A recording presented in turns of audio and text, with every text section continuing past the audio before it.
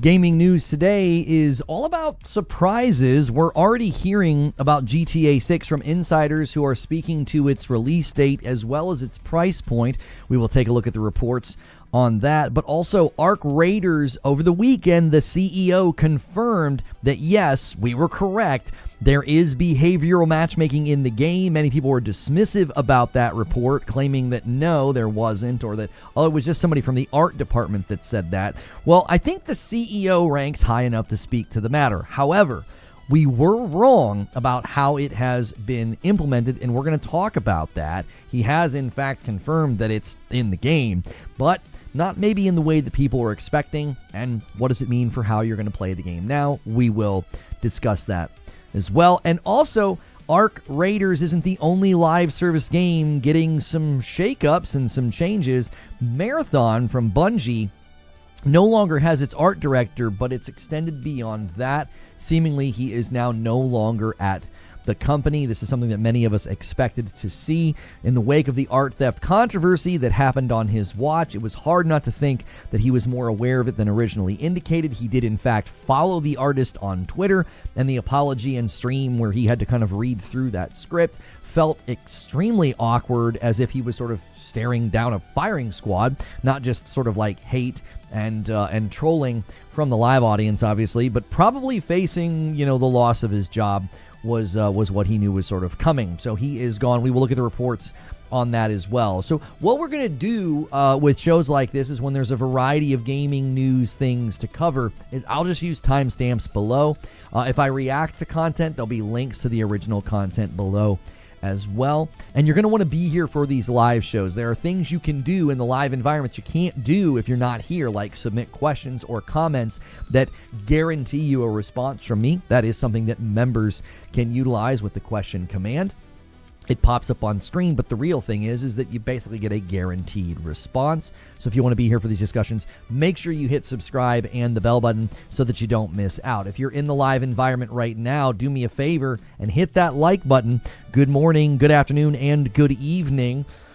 We will we'll basically spend the first hour or so just kind of talking about everything that's going on. You guys can submit questions, bring your own thoughts about the various conversations, things going on in gaming news. And we do have our second camera back up and running. We figured out what was going on with trying to run two cameras. So hopefully you guys enjoy seeing a little bit more of the studio, a little bit more of my my gaming stuff that we have. And I finally have the completed original, that first set of Star Wars busts. My friend got me the TIE Fighter pilot that you can't get anymore. He found it for me for Christmas, so I was very appreciative of him for that. And I've changed a couple of the items back here in the background as well. So appreciate you guys. Make sure as you're piling in for the day, you're hitting that like button and saying good morning.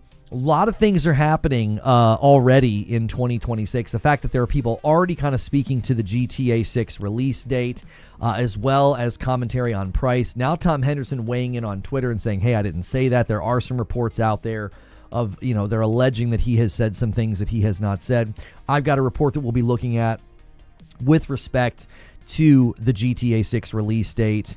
And there's obviously that concern that it'll get delayed again. What is the face in the corner behind you? That is the Ghost of Yote mask that comes with the collector's edition. And so it's actually really nice. It's too big to put on your face, it's huge. But yeah, I thought it looked really nice. So I put it back there. I've got, a whole bunch of gaming things that are sort of just around me that get sent or that I purchased myself. And I was like, well, let's get them back there. So you got the Mjolnir tool set for Christmas. Nice. People can just watch the podcast. It's so dumb. Oh, the Insider Gaming podcast. Right. Yeah, the report that I have is pulling quotes directly from the podcast. They're just kind of making bets. Yeah, it all started when a notable insider, I believe it's GTA 6 Countdown on Twitter, they said something that got everybody talking. You have to understand something right now. This is kind of the unfortunate reality that we live in. We live at a time where if the gaming news cycle is really, really slow and there's not a lot going on, anything is a story. Anything. So somebody who consistently talks about GTA 6 on Twitter, like GTA 6 Countdown, who has, run some of the leaks and things about, GTA 6 in the past. Well, they're going to make headlines just by saying something. And that's kind of where we are right now. We're in a bit of a lull in the news cycle. So like anything is going to get coverage. And so you got Tom Henderson and Mike Straw and the guys over there at Insider Gaming doing their podcast. They're sort of speculating on it and talking about it.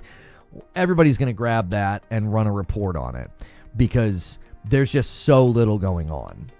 It's cool to see interviews. I mean, it's cool to see the arcraiders CEO doing an interview and, talking about the behavioral matchmaking, something that, we knew was in the game. I mean, I think it was obvious from the very beginning. We'll kind of look at his phrasing, though, because I think we were wrong about the arcraiders matchmaking. Like, we were kind of right, but we didn't quite have the full picture of the story, and it has now been implemented in the game. And I think I've got a pretty good theory as to why people were there was so much disagreement about it, and I think now we know why.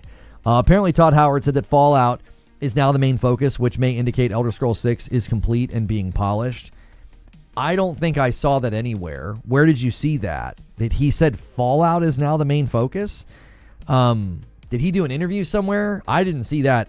I feel like that would have been all over my feeds. How in the world could Elder Scrolls be complete? They haven't even started, I don't even feel like they've started full-on production on it. I think they reported, at some point last year, it was in a playable state. That doesn't mean the game is even close to being completed. PlayStation's doing another holiday sale that ends on January the 21st. This just hit my feed here. So, new games join the PlayStation Store holiday sale today. Discover a new adventure. So, if you were looking to take advantage of that sale... yeah, it's still going on. I mean, they've got some pretty nice discounts here. I don't know what Expedition 33 is discounted to because I've already purchased it. But yeah, make sure and check that out if you haven't already. Oh, and let's get the goal up on the screen. It's a lot easier to unlock Friday nights now because we put the Member Plus total in the total on Monday. So you guys jumpstart the week. So consider upgrading your membership. You help us get the goal faster. When we go beyond that, the real goal now is the 1,000 because that's kind of what we were doing in the past anyway, which was we were going for about 500, a week. And then that makes Madam come to the stream, and we'll be having her play a game this week. It's a funny game. You're not going to want to miss it if we manage to unlock that this week. But I don't think he said that. I don't think Todd Howard said anywhere that that their Fallout is now the main focus. Let's see if we can find a headline here. Todd Howard, Fallout is now the focus. He said Fallout franchise is receiving the most focus and work. Todd Howard says Fallout is the franchise that we're doing the most in right now. On the potential return of New Vegas Fallout 3 while fans wait for Fallout 5. Yeah, but come on. We need to look at the context of what he's saying here. Right? Like, that doesn't exactly, I think, indicate the way you interpret it, I think, is really, really odd way, or I should say an awkward way to interpret it. So Todd Howard says Fallout is the franchise that we're doing the most in right now. Okay. But he's speaking probably about all the stuff that they're doing. Elder Scrolls 6 may be the next big brand new video game announced by Bethesda and be in the works, but Fallout is the franchise the studio is doing the most in right now. He probably expands on this and talks about how they're doing like TV shows and stuff, right? But where's the full quote? The TV show was part, obviously, of our Fallout plan as far as the franchise. In a lot of ways, I view it as an entry, as a game entry. Games are one lens into the world, and the TV show is another lens. So down here, he says, the one thing that has led us to do this is people are coming back to the games that are already available. So you're seeing record numbers back in Fallout 4 from the first season again in this season. Fallout 76, obviously, is a game that we've continued to update in the last 7 years. So that's probably the one we really see the engaged audiences. So the one thing it's made us do is lean into that. We know that we have an audience there in that game in particular, and the Burning Springs update that just came out and having Walton Goggins in the game is the goal. Okay. right here. Okay. So they say, we asked Howard if Bethesda's being owned by Microsoft made it likely that the company might partner with, for example, Obsidian, developer of the original Fallout New Vegas, or Wasteland, developer in Exile, both of which are Xbox Studios, on a new Fallout New Vegas game while fans wait for Fallout 5. Okay, he's coy in his response. We've had a long-term plan for Fallout, and so I wish I could talk about all those today. I'll just say this. It's the franchise that we're doing the most in right now. Okay, yeah, the context of the answer is so incredibly important. So he did not say Fallout is the main focus, which would indicate like they're focusing on that and not Elder Scrolls. He said that it's the franchise that they're doing the most with. He's saying that in conjunction, in sort of in conclusion of all the remarks he's made about the TV show, Fallout 76, Fallout 4, and he gets asked about like, hey, are you going to work with another studio to do something cool, with New Vegas or something? And he's like, he gives sort of a coy answer. I don't believe that answer indicates like what you pulled from it. I think that's a misread on what he said. That they are 100% right now focused on Elder Scrolls 6 as far as like their next big game release. He's just talking about the show and how they could break Fallout 4 even more. That's right. That's right. That's right. You can now play Fallout 4 with more glitches and bugs than ever. They're going for a record, apparently. So, yes. Make sure as you guys are piling in for the day, thanks so much for being here. Hit that like button. We appreciate you being here so much. We got plenty of gaming news coverage to talk about, and we appreciate you being here. And if you're in the chat, feel free to chime in. You can ask questions, submit questions, bring up anything going on in gaming news. After about an hour or so, we'll pull up all the various reports that we are going to be talking about today, which is the GTA 6 release date is being discussed by insiders. Arcraiders, the CEO of Embark Studios, confirmed behavioral matchmaking, and then the marathon Bungie art director situation has an update. Elder Scrolls 6 is going to be AI generated. I mean, I don't know if they're going to do much with it, but I'm certain they're going to use more and more companies are going to use elements of AI in their development. Let's see here. It was fine when I played it earlier in 2025, and then they forced the Creation Club, and it messed everything up. Yeah, there were a lot of people that were really unhappy. I mean, I saw a handful of videos about it. I was like, oh my gosh, like, I got my fill of it back in the day. I didn't really have any desire to go back in, but you feel bad when people are still playing and enjoying mods and things, and all that stuff gets busted. Next month is packed with releases. Is there one in particular that you got your eyes on? Like, because man, oh man, there's a lot of games, What is that? Here we have. What in the world are you saying? This doesn't seem to be on topic at all. I'm not sure what that is. That seems like a bot. iOS is on one today, but that's what I mean. Almost every time they deliver something new to Fallout 4, they break it. Yeah, I mean, I've not touched the game since back when I played it. I mean, I got like over 100 hours in the game, and I thoroughly enjoyed it. I never got into the mods or anything like that. Everyone's going to have to get over the use of AI, like seriously. I think it's going to get to the point where you're going to have to assess the quality of something. I mean, obviously Microsoft is dealing with their own issue. They're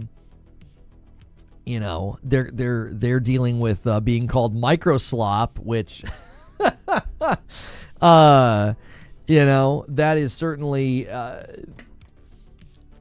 internet being sort of undefeated. The developer direct should be stacked as well.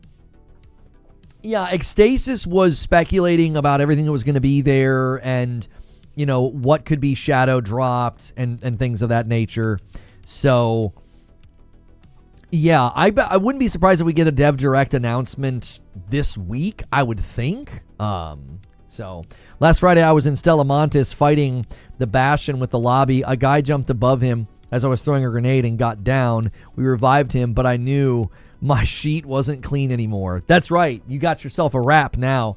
Resident Evil 9's a day one cop for me. excuse me.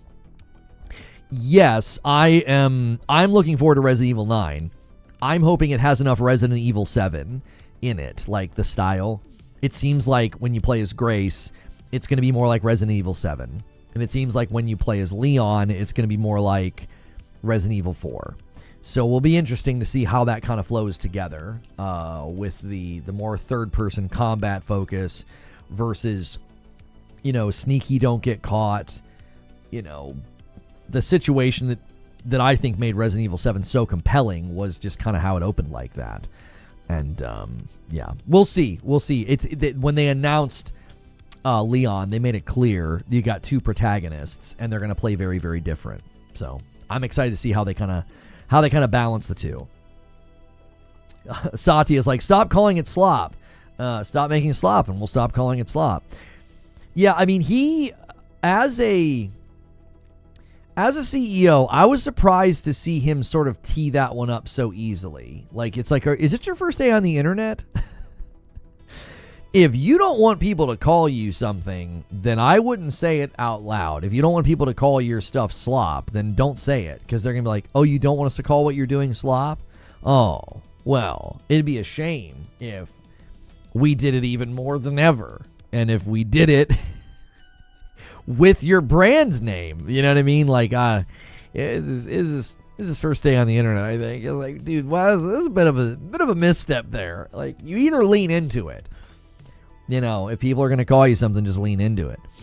Or try to put a stop to it, and then they're going to do it even more. Never show your weak underbelly to the internet. That's right. That's right. Insider Gaming reporting that Highguard could be dead on arrival as gamers fear a flop is inbound. The interesting commentary about Highguard is that people are like, why are you guys... I had a guy leave a comment, and this is essentially what he said. Okay.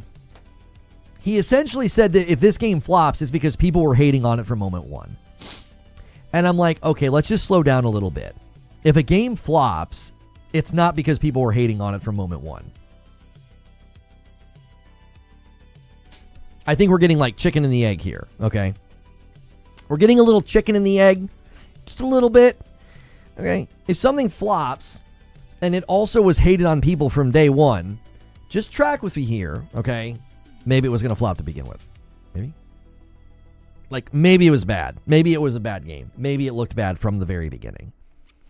Maybe gamers have developed a keen instinct for this.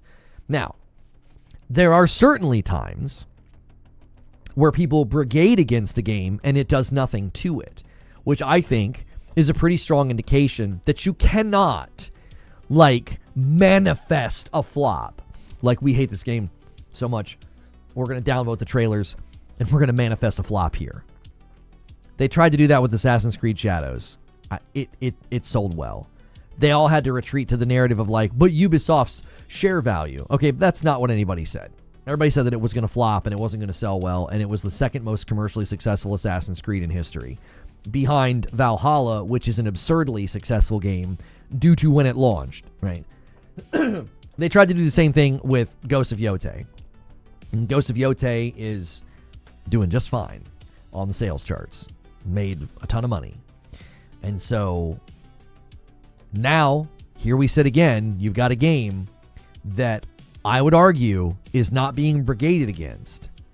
I don't think Highguard is being brigaded against. I think people are just naturally responding to it. They're just like, what's that? What? Really? Do we really need another? Do we need another live service game that looks like this? Do we need another game that looks like, the 10th hero shooter of the last decade that basically no one's interested in? Like, I don't know. I think people are getting things a little bit backwards. If it's a good game and people like it, it'll do fine. Fran defending it made me laugh. I always liked Fran. I haven't interacted with Fran in a really long time. He was always nice to me. I don't have any issue with him. I don't know if I have reason to have issue with him. Like, right, I don't pay attention to what everybody says or thinks about me, but I never had any issues with Fran. He was always a really sweet guy, okay? I think he just got a little like, I don't know what to call it. I get people wanting to be optimistic until they can't be. We have people here that are like that, and God love you. You are optimistic until you literally can't be. You're like, but it could be, maybe. I mean, it might be okay. It might be good. And then it comes out and you're like, yeah, it's bad. Like, we need people like you in the world, because if not, we're all going to turn into like curmudgeon-y, grumpy, everything sucks, sky is falling, grumpies. Okay? So we need the optimism. We need the people to be like, hey, this could be good. He called people idiots, though. Yeah, I'm not defending what he said. I just understand why somebody has that level of optimism. They're like, I'm going to be optimistic until I can't be. I'm going to be optimistic about this until literally there's no possible way to be optimistic about it. And I can't do that. I cannot do that. I cannot shut off my analytical, like, that part of your brain that analyzes stuff. You're like, I don't, like you're having all those feelings and emotions when you're watching a trailer like that. I can't like shut that part of my brain off. Be like, but it might be good, guys. Like I can't. I'm like, no, that looks like garbage. It is not. I don't think it's got a shot. Not a prayer. You get to choose what assumptions you make. I support making the happy assumption. You're a dummy, but I support you, says Zubair.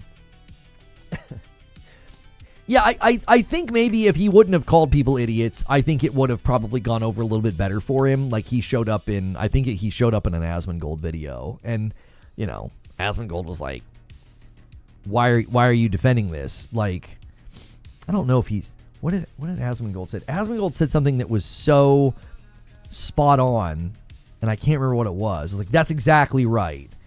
Oh, this is what he said. He said, I'm paraphrasing, okay? He said, this is their best. He's like, if they can't make a good trailer, if they can't make the game look good in a trailer, why should I trust them to make a good game?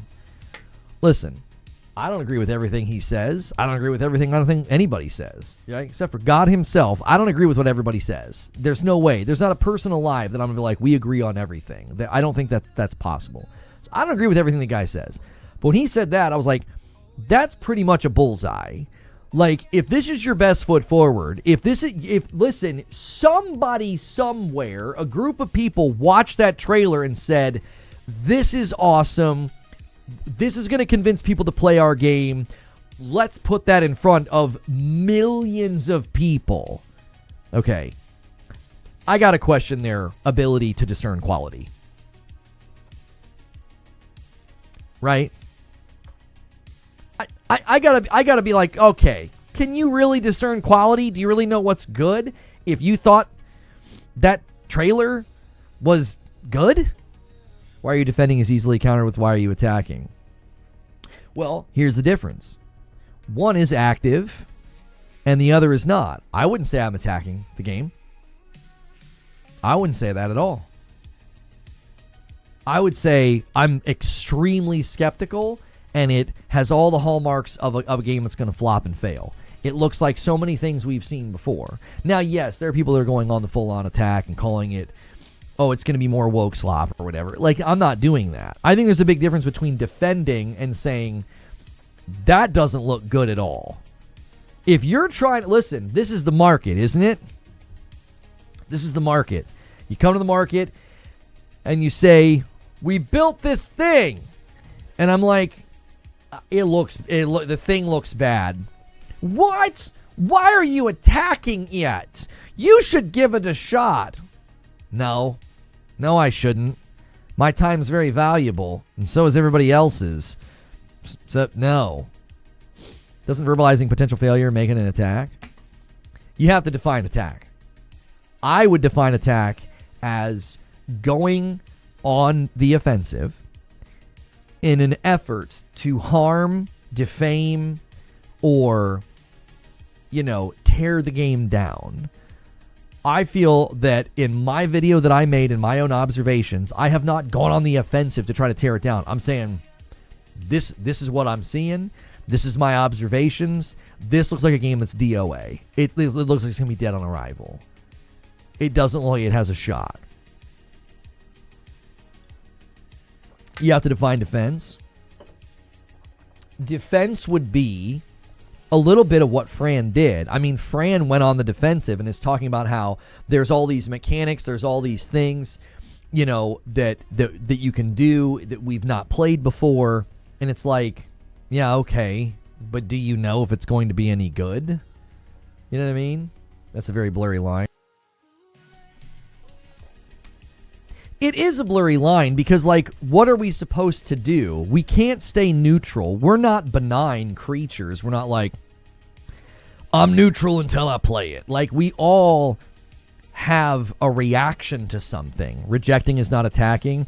Right, if you put something in front of me and it smells like refuse, and I'm like, oh gosh, no, thank you. I don't want that. Why are you attacking this soup that I've made? It smells like sewage. Can you get it out of my face, please? Like, you show me a picture of a meal and it looks like vomit. I'm going to be like, I don't want that. That looks awful.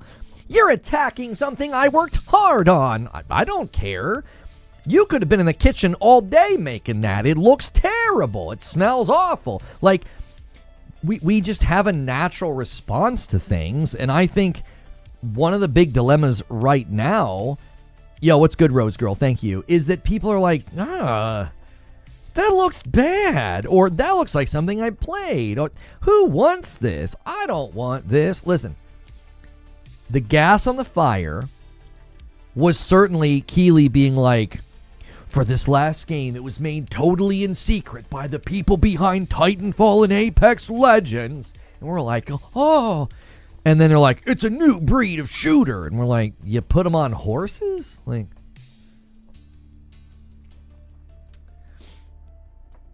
I wish we could go back to, it's just an opinion instead of launching a campaign to defend your opinion. Yeah. Yeah, I think we just live in such a polarized time in the digital space. I actually don't think we're that polarized. Like, just a little secret for you. Like, the platforms want you to think that we are so that you keep clicking, right? But because the discussions happen in these spaces that are prone to being polarized, that's what ends up happening. Is that looks like crap gets turned into, why are you attacking the game? And people being like, I don't think it looks that bad. Being like, why are you defending the game, you shill? And it's like,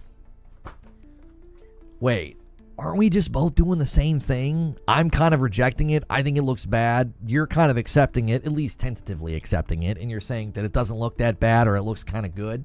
Aren't we kind of both doing the same thing? Maybe. We're not either guilty of attack or defense. We're just having our own real personal reaction. You still think Marathon looks cool, Sumi? I actually think Marathon visually looks so much better than it did initially. I think it looks really, really good. I don't think they have a content loop that's worth a darn. I really don't. I don't think they have a content loop or gameplay that's worth a darn. I don't think it'll last. I think people will be bored so fast with that game. That's just my opinion. Well, that's just like your opinion, man. Yep, it is. That's my opinion. And I'm sticking to it. And until convinced otherwise. You know, I was convinced that arcraiders as an extraction shooter would struggle, and they proved me they proved me wrong. They said no. We know exactly what makes people quit playing games like this. And they literally have matchmaking to ensure that doesn't happen. Like, the Embark Studios is well aware of everything I said before it came out. I was like, I don't know, dude. People aren't going to put up with that for long. People get really tired of that. You know.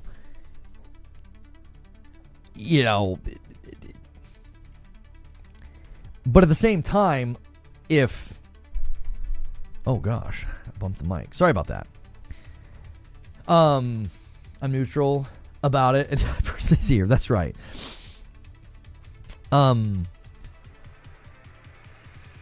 I forget what I was saying. I just lost my total train of thought. Like I looked at chat.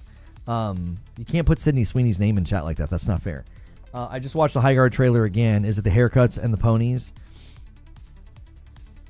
I think right now there are games that are still coming to the market that unfortunately are still riding the wake. You know, like when a big boat goes through the water and it creates this wake. I think they're riding the wake of Fortnite. Right? I'm not kidding. Combo breaker. Yeah, I was like, what the heck just happened? That really is a way to disrupt somebody's train of thought. Like if you want to win a debate, you know what I mean? Just show up to the debate. Have your clipboard in hand and just put a picture of Sydney Sweeney on the back of the clipboard and be like, that's a very interesting position you have there. So here's my retort. Blah, blah, blah, blah, blah. You like go through your whole argument and you're like, and that's the final thought on the matter. And you're just like, and the other guy's like, well, I just saw, I had a response. That doesn't seem fair. You're just like, hold up that clipboard. No, I demand that we have a recess. That's an underhanded tactic that my opponent has used. I was like, I don't know what you're talking about. This is just my handy dandy little clipboard here. You know, I may have decorated it in my own spare time in the way that I chose to, but sir, we would like a response to what I have said. Anyways. Yeah, on the subject of High Guard and looking bad, you know, I think every live service game is still riding that wake. Like Fortnite rode through the water, this just big, gigantic, you know, aircraft carrier, and it creates this wake, and everyone's like, we could ride on that, and we could probably make a ton of money. And that's why the games look the way that they do and feel the way that they do. I don't think they're derived from passion. They're derived from opportunism, right? Like, for example, this is where I think arcraiders stands apart. They were not riding on that wake. They were building like a looter. And they made the hard choice, stared in the mirror, made the assessment and said, you know what?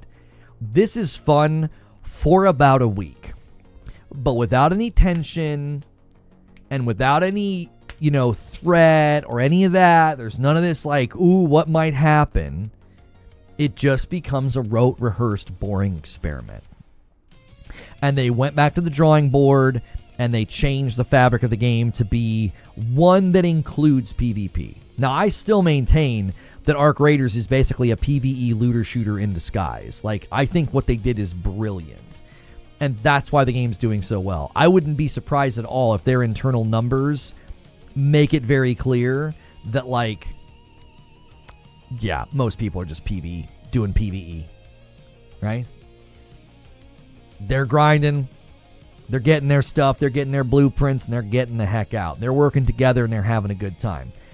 I've got all these guys leaving comments, and it's hilarious to me. They're like, just quit crying and play the game the way that it was intended. I'm like, who told you that it was supposed to be played that way? If people don't want to do PvP, they don't have to. The matchmaking literally allows them to not do it. Yo, Cat, with 58 months and a VIP. Guys, you may notice that the goal is already very close to being finished, and it's only Monday. When you're in a Member Plus or a VIP, you add to the total on Monday. We jumpstart the week. So you can unlock Friday very easily now. When we go beyond that, that's when Madam shows up. That's when we do like game nights and things like that. So help us get that goal going. Renew your membership, celebrate your memberships, gift some, whatever you're doing. And hit that like button.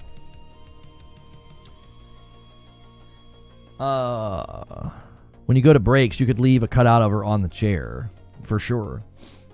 What did I miss? I had to go scroll. Yeah, sure you did.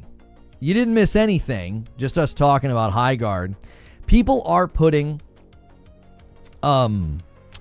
questions in the question queue. Now, guys, if you use the question command, I've lightened up a little bit on this. You can, if you would like, just submit like a comment that you want me to react to. Like if you have an opinion about something, go ahead and do it. How can I upgrade my membership from gifted? It's actually not easy. The best thing to do is to turn off, make it so you can't receive gifteds. And then once it lapses, pick up your own membership. YouTube makes it difficult. I don't know why. We have, for your sake, I have asked them many times to make that easier, and it's still just a bit of a challenge. You're supposed to be able to go to your membership page and just hit change perks or change tier or level, and people have always struggled with it. Anthony Robinson with 29 months and Member Plus. Let me add you to the total here. 454. Forgot it. Count it. Yeah, count it, gamer dude. That's right. Play the game how it's meant to be played, but it's PvPVE. That's what I'm saying. They're just self-reporting. They're self-reporting. They're going into Arc Raiders and they want to frag out in PvP, and you know what's happening? They're getting put into lobbies where other people are playing the same way, and they're actually having to defend themselves. They were enjoying going into lobbies and messing with people that are PvE or betraying people that are friendly, and they had a really good laugh and a hoot and a holler about it. But the matchmaking now, well, it's making it so they can't do that. So what are they doing? Well, they're angry. They're angry. They're like, they're basically mad that people are playing peaceful and are getting put into peaceful lobbies. Why? Because they want access to you. I've said this for the longest time. When someone plays a PvPVE game and they play it PvP 100% of the time, they aren't looking for player versus player. They're looking for player versus PvE player. That's what they're looking for. That's what they want. I mean it. You know I'm right. You know I'm telling the truth here. This is exactly what it is. They don't want PvP. You know what PvP is? I spawn, you spawn, we all spawn for I spawn. That's not a thing. I spawn, you spawn, we fight to the death. We know what the deal is. Yo, Eugene with 51 months in a VIP, let me add it to the total. We're 20 away from the first milestone of the week of 475. Let's see it. They don't want PvP. They want PV. They want player versus PvE player. They love it. They love it. They'll sink your ship in Sea of Thieves. They'll never grab any of their loot, and they'll just keep on going. Why? They don't want PvP. They want player versus PvE player. And the minute they realize that it's going to be more difficult for them to do that because, if I kill a bunch of players, it's going to put me in lobbies with players who kill a bunch of players. Well, I don't like that. Well, of course you don't like that. Because now all of a sudden there's a karmic reality to the game.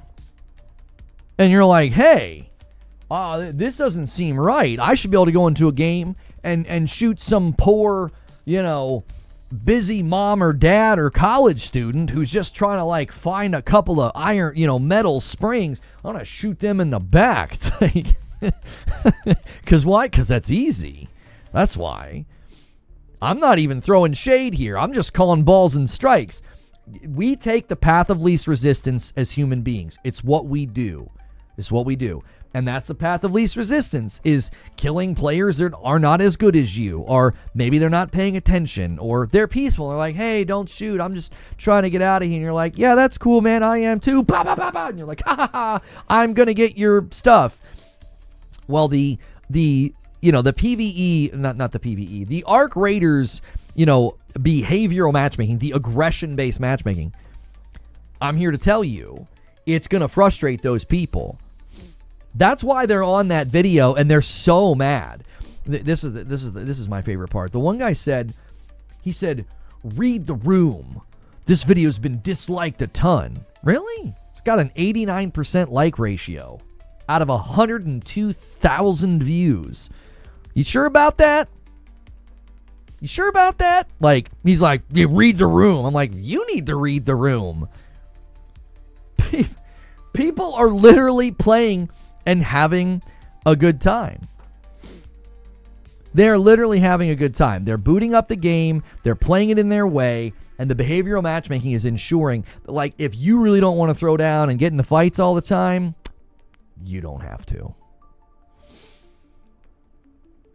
Read the room, says the man standing in the wrong room. Yeah, he's like, this video's been disliked so much. Read the room. I'm like, I think you need to read the comments on this video. Like, the vast majority of the people responding to my video are like, it's great. I love it. I'm always extracting with people. I'm having a good time. And these guys are like, stop having fun. You should be shooting people. I'm getting hot. You should be shooting people like I shoot people. You know? I never shoot people. Wait for it. Unless I get shot first. Yeah. Arc Raiders sales estimates hits 12 million as new player peak record. Yeah. Oh, did they hit a new record? Did they hit a new one? Arc Raiders. Where did they hit it? They hit on Steam, or did they report that they hit it? Nope. They hit it on Steam. Look at that. Gee. I wonder what happened. That's really weird. Huh. It's almost like the CEO came out and said, oh yeah, there's behavioral matchmaking. We put it in like a week ago. Really? And all of a sudden the player numbers went up again? Come on. Come on, dude. Like, the reason that game is working is because they literally acknowledged and said, listen, people are going to want to play this game. They're going to want to grind. They're going to want to go for, loot or items or whatever. And if they get disrupted and they get killed and they get sent back to the lobby, they're going to quit. They're not going to put up with that for very long. Now, you do that to them every once in a while, they'll just be like, yep, it's part of the game. That's the reality of what can happen in Arc Raiders. But I'm here to tell you, they realized really quickly there's a ton of people that'll play this game and they'll just not ever really want a PvP. And I think it's one of the smartest things that I've seen a newer live service game do. It's almost like they told people how to get PvE. Yeah.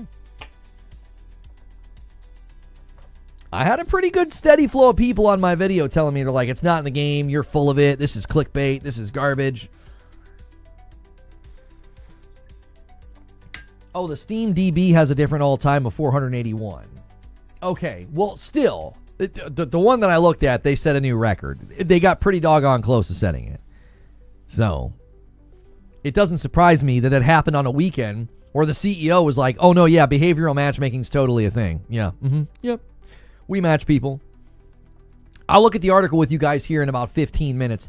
Let's pull up some of the questions. This is something that you can do as a member. So listen, consider becoming a member. $6 a month. Pick Member Plus. It helps us do this full time. It adds to the total. We can unlock fun things on Friday night. Consider doing that. And this is another thing that you can enjoy. The OA says, with the rampocalypse upon us, do you think devs will give emphasis on optimization to help people in older rigs? I mean, I would think even if that wasn't happening, a lot of devs focus on that. You called the matchmaking system like weeks ago? I did. I kind of feel like I should upload a video that says I told you so, but we'll just let that one sit. It's got 100,000 views. We're very pleased with it. That's big time for us, okay? I'll be honest with y'all. I'm not a very big YouTuber. That's big time for us. Yeah, Green Room returns today. If you're not on Member Plus, you can't watch Green Room, all right? So upgrade today. It sounds like protecting a few to the detriment of the many. So you think letting people get PvE matchmaking is protecting a few to the detriment of the many? So then why would you say the player base numbers are so strong? Why would you say my poll skewed so heavily against PvP focus? 5,000 people on YouTube took this poll, and they said, no, dude, I don't PvP focus. It's kind of interesting to me that, like, you know, Eugene, you were hard on this point for a couple of weeks, and I think you're being proven wrong. I think there are tons of people playing Arc Raiders, and they're playing PvE focus. They are not. I think they're the majority. I'll say it. I think they're the majority. I mean it. I think the majority of the players in Arc Raiders are PvE focused. That's their player pool. The matchmaking wouldn't exist or need to exist if the majority were PvP. What happens to the PvE people? I don't know. Who cares? If they're the minority. No offense. I mean, I'm kind of using your logic. Right?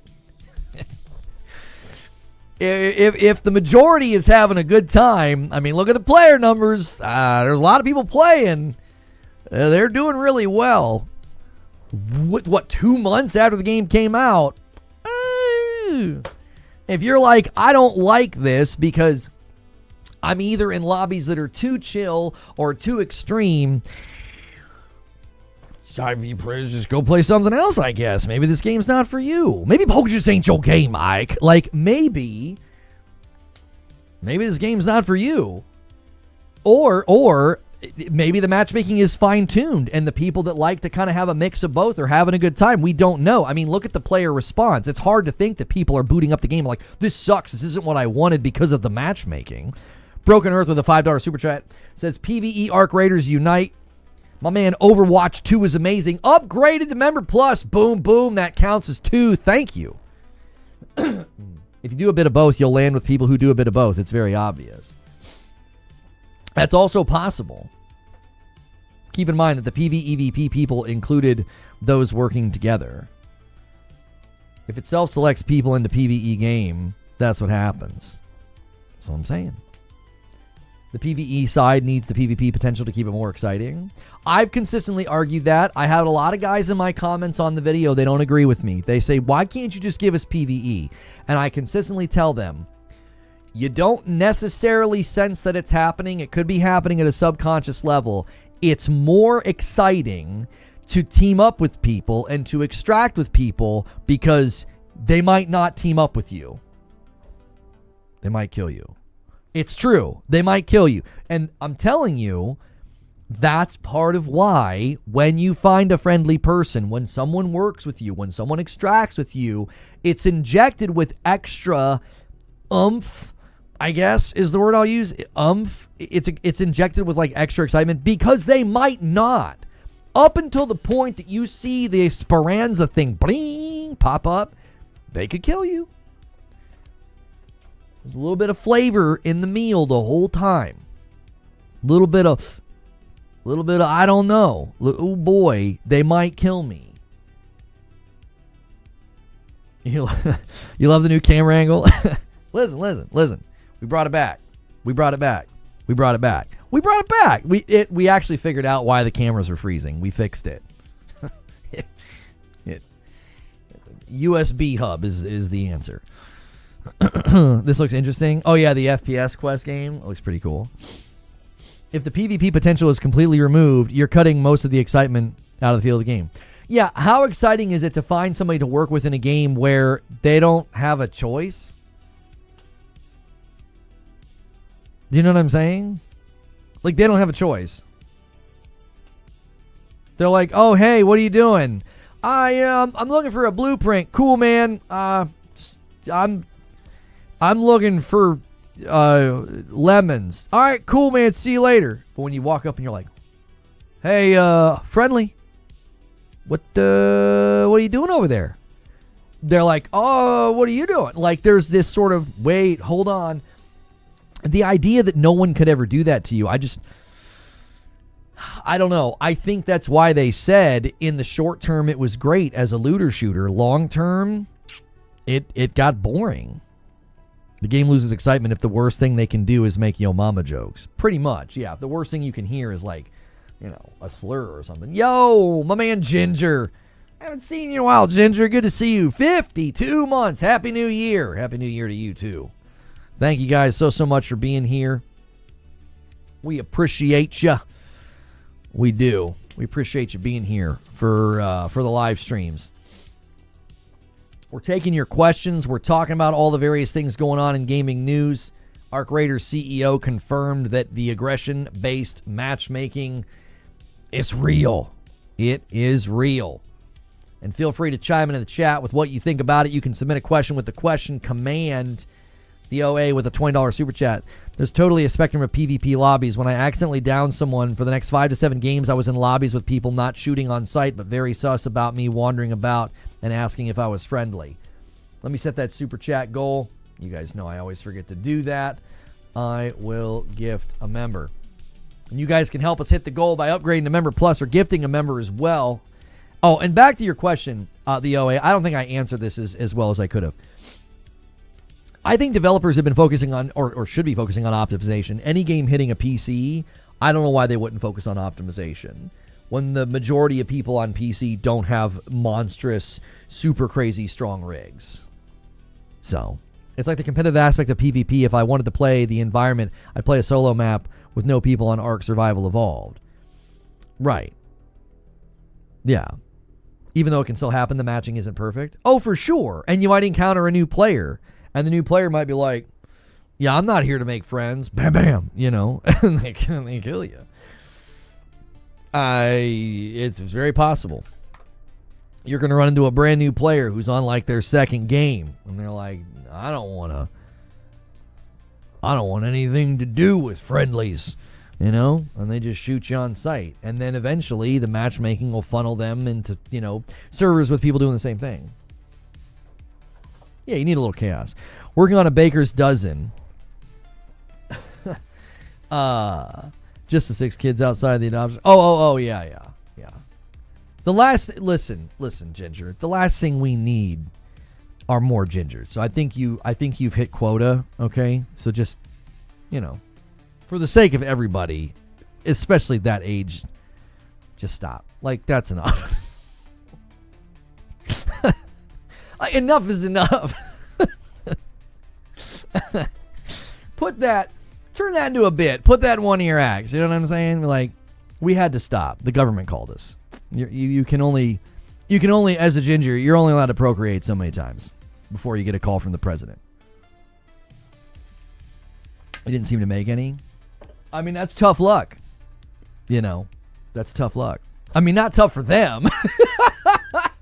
Not tough for them. But that's tough, you know, that's tough for you. You know, you're out here trying to, you know, make more of you. Mikey submits a question here, and he says, have you seen the huge 100 plus gig mod package for Starfield that makes it a Star Wars game? It's called Star Wars Genesis. I've seen it, and it's impressive. It's very impressive. To me, it's like a really, really impressive, lot of work went into it, but it's like a museum about toothpicks. I'm like, man, you guys put a lot of work into this, and it still looks really boring. Like, there's something about that game, man. I don't know what it is. I am super impressed with the work the people did. They really did. They did a ton of work, and I'm very, very, like, kind of blown away. But it still just looks like an old game that kind of had Star Wars assets puked on it. I'm like, okay. Like, I'm impressed with the work the people did. I just think the canvas that they're working on, that's tough, man. It's a tough canvas to work on. Are chopsticks big toothpicks? They are. They're food picks, as it were, because you pick up the food with them. But I don't understand the name chopsticks. You're not chopping anything. Like pinch sticks, food sticks. They could have went with a lot of names. Like that one's always. I'm like, what am I chopping? I never played games on the computer because of the buttons. I had a hard time doing the keyboard. That's why I used to play games on systems. So you couldn't play games on the computer because of the buttons?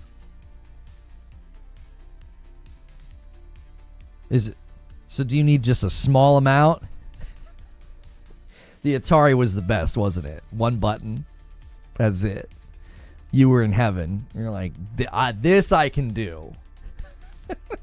Like, this here, you love my logo, I'm sure. Like, that right there is golden era of gaming. You're like, give me a single button.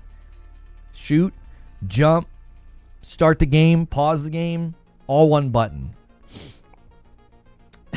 Extendo fingers, that's right. Some people don't like mouse and keyboard. They think WASD is a 4-letter word. I mean, it is, but please don't give the president any new ideas. I don't want to go live on Ginger Island in the Gulf of America.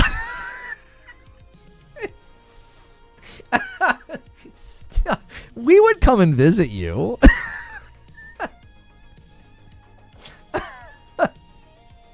You know, from the water, you know, they'd put a little island out there and we would drive by and be like, there they are. There are all those gingers.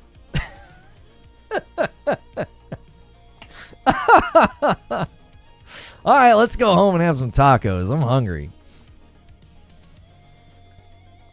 Jiminy Christmas. There was no pause in the old Atari games. This is true. There was no pause. That was it. You were just playing. You know. Paul Mooney once said the lore of chopsticks. Love redheads. You got to be careful. You know, not all of them are calm and collected and caring and, you know, attractive like Beverly Crusher, you know. Some of them are nuts. You know. Have you guys met Ginger Prime? Like, anyway, yeah, the Starfield thing, the Star Wars thing, it was cool. A lot of great work went into it, but, you know, I couldn't do much with it. Okay, so Chill Will's going to ask me about something that, you know, listen, what are my thoughts on the ongoing RAM crisis? I'm here to tell you, I don't know enough to say anything, okay? I don't know enough. I know that these sorts of things happen, and then they tend to calm down. It's typically how it goes. So right now we're in the, what the heck, oh no, this could be bad, oh no. That's the phase that we're in. We're in phase, like, oh no. Eventually we'll get to phase, it's settling down, and then we'll get to phase, it'll all be okay. I feel like that's generally the trajectory of these types of things. I'm not an expert. I don't know enough to say anything more than I've already said. Like, that's kind of it. It's always like, oh my gosh. And then it's like, well, it's settling down. And then it's, oh, we're fine. It's back to normal. That's typically how this sort of thing goes. This is not the first hardware shortage that we've ever experienced. I don't understand the panic. I don't think you'll see the RAM costs going down anytime soon. AI is a big driving factor, like we saw crypto 5 years ago. Yeah, I think stuff with AI will hit a point of, you know, it'll either bust or hit equilibrium, and then that's when things will start to trend back down. I can't tell you when or how. That's just kind of like how these things tend to go. It won't calm down to the AI bubble burst. Right. There's either a burst coming or equilibrium, at which point it'll calm down because people will be like, okay, we don't need to be scrambling here anymore. Yeah, we're definitely in the Chicken Little phase. So, you know, I'm really glad I have 2 PCs that I bought last year and didn't wait until this year. I mean, I will say that, you know, some of you are probably on the bad end of this, and that sucks. You know, I feel for you. You know? So, I that's all I've got. That's not really something that I cover. That's not really something that I spend much time researching. So, one company shouldn't be allowed to purchase 40% of the world's supply of anything. Yeah, we're really getting into some territory here that I'm not talking about. So, sorry. Not doing it. I've been streaming and making content for over 10 years, and I've had my fill talking about, you know, what big companies should or shouldn't be allowed to do. I'm all tapped out. I just am all tapped out on it. I just want to talk about video games and laugh and not be like, no, I told you guys. I tried to tell you. Like, I just don't want to do that anymore. You know, big giant corporations don't give an ounce about the consumer. It's so shocking, you know. I thought they were pro-consumer. Like, I told you pro-consumer was a misnomer. I tried to tell y'all, but, you know, anyway.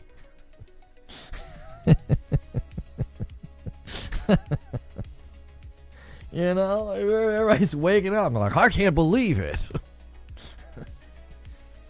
all these companies are kind of bad. No, not really. They're just driven by seeing the numbers go up. And they'll do whatever it takes to see those numbers go up. Like, you know, that's just the nature of it.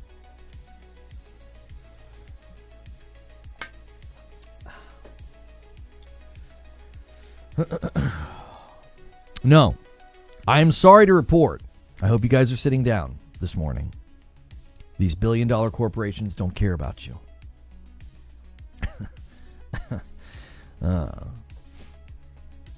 But when everybody plays, everybody shut the frick up. When somebody just walk through and like the Batman slap meme, you know. But they said that they were pro-consumer. I want to look at this article from Insider Gaming. It says, Highguard could be dead on arrival as gamers fear a flop is inbound. It's always going to be tough for Highguard to succeed after the anticlimactic reveal it experienced during December's Game Awards. Many millions of viewers sat through hours of trailers and speeches to see what the final reveal would be. And then Highguard graced screens worldwide, falling somewhat flat and leaving gamers disappointed. This is just, yeah, this is understatement here. I mean, I like you boys at Insider Game. I like Grant Taylor Hill. I think he writes good stuff. It's an understatement. Leaving gamers disappointed. Gamers were pissed. You're 25 hours into Mandragora. I showed off Mandragora the other day. That's a really solid little game. Well, I don't even think it's little. I'm just saying that's a solid game. Highguard's new PvP shooter from Apex Legends and Titanfall developers, and it's set to drop in just 3 weeks. Aside from the prestigious trailer spot at the Game Awards, almost nothing has been shown, revealed, or discussed regarding the game that many have dubbed Concord 2. Is Highguard going to be dead on arrival? The consensus isn't looking good. Highguard has already drawn negative impressions. Highguard took up the most anticipated trailer spot at the Game Awards, but it might have blown back on Wildlight, the game's developer. It has already been labeled DOA by many, owing to an almost complete lack of marketing, a slew of negative first impressions, and a mishandled reveal that didn't inspire much confidence. It was unexpected, but ultimately, it's just another live service hero shooter that was too quickly compared to titles like Valorant, Overwatch, and yes, Concord, the ill-fated PlayStation shooter that was so bad it killed an entire studio.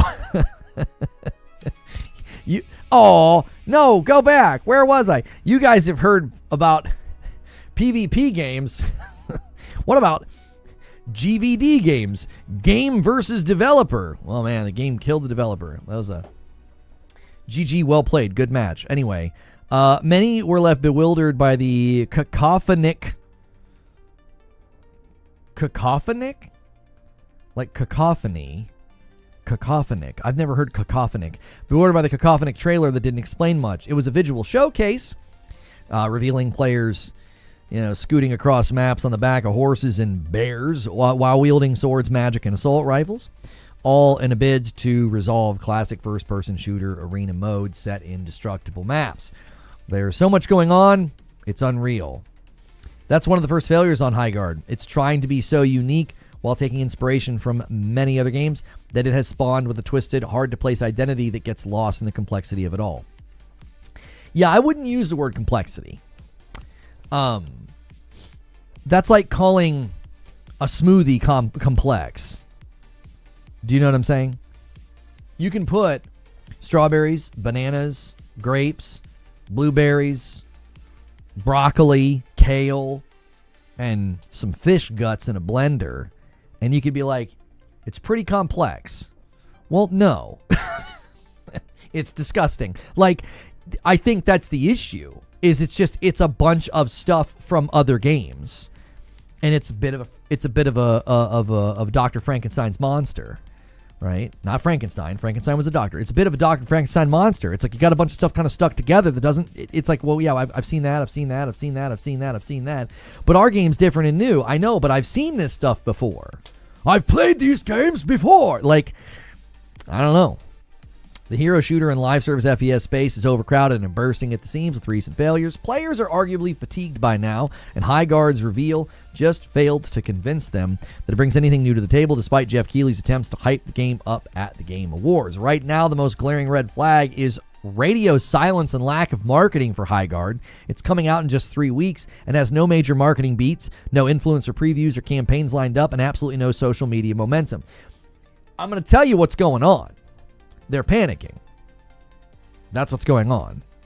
They're panicking because they know what's coming.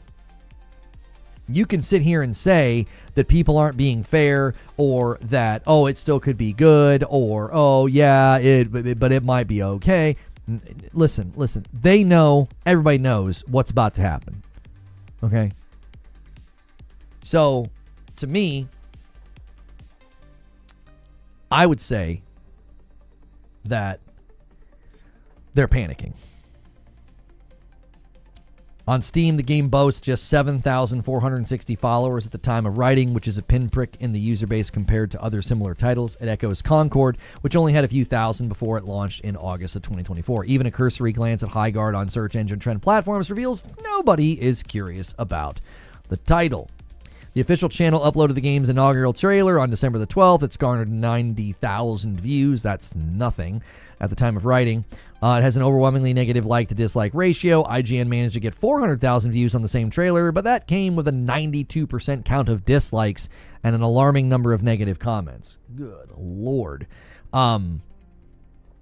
ChatGPT generated a hero shooter with fantasy elements. This was outdated when the developer first imagined it. Oh God, I thought people were joking. It actually does look like Concord. The game's fan-created subreddit has just 113 members, and on there, most of the posts concern questions about the lack of updates from the developers. One user said, either the devs are stupid or this game is getting delayed.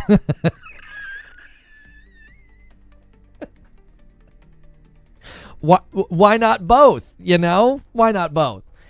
Anyways, I mean, both could be true. Okay? They could be stupid. And it could also get delayed. That, ladies and gentlemen, is the false dichotomy. I'm not supposed to talk good.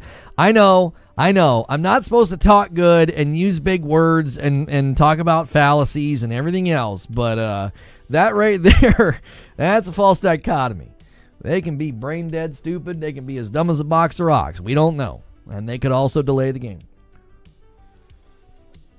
Here's the thing. In all seriousness, I actually think they're panicking. I think they know they're in trouble. I think that they know that the likelihood of them doing like what Splitgate's trying to do. I mean, come on. Splitgate's dead as well. Splitgate was like, oh, well, we'll go away and we'll come back. Oh, gosh. Yep, how'd that go? You know, and I think they know the same thing. It's over. You shot your shot and you missed, you know. One of my favorite Olympic events was watching the archery, you know, is incredible. Especially when the camera would zoom out and you would see like just how far the arrows were traveling. Like they weren't shooting them like 20 yards. Imagine one of the archers, you know, steps up, takes their shot, and like makes a mistake, and the arrow just, flies and completely misses the target. You missed. That's just really what happens sometimes. They took a shot and they missed. I don't think this thing's going anywhere.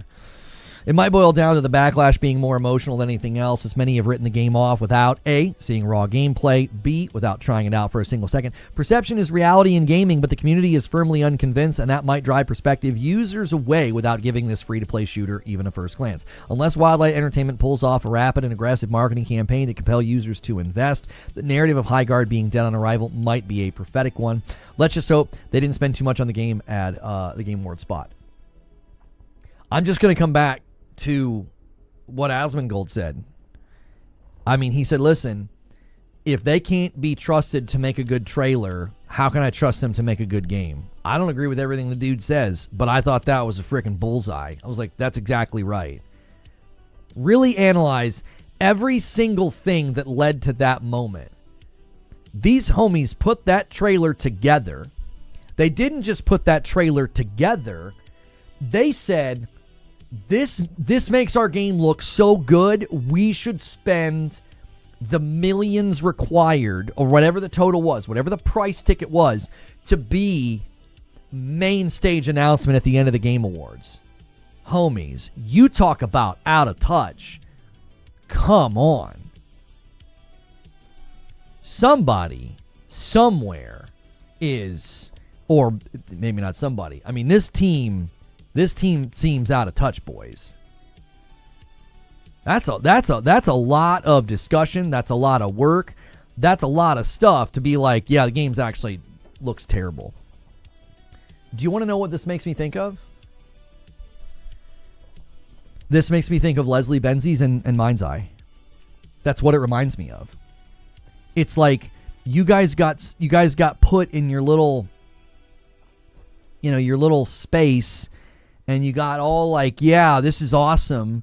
We're making something incredible, and you made a game that looks like everything else. You made a game that's not going to test well with the public, and you spent like $1,000,000-something bucks, lot of dollary dues to show up and to be main stage Game Awards. Y'all are crazy. Like, y'all are crazy. I can't imagine looking at that trailer and thinking, yeah, this will go over really, really well with the public.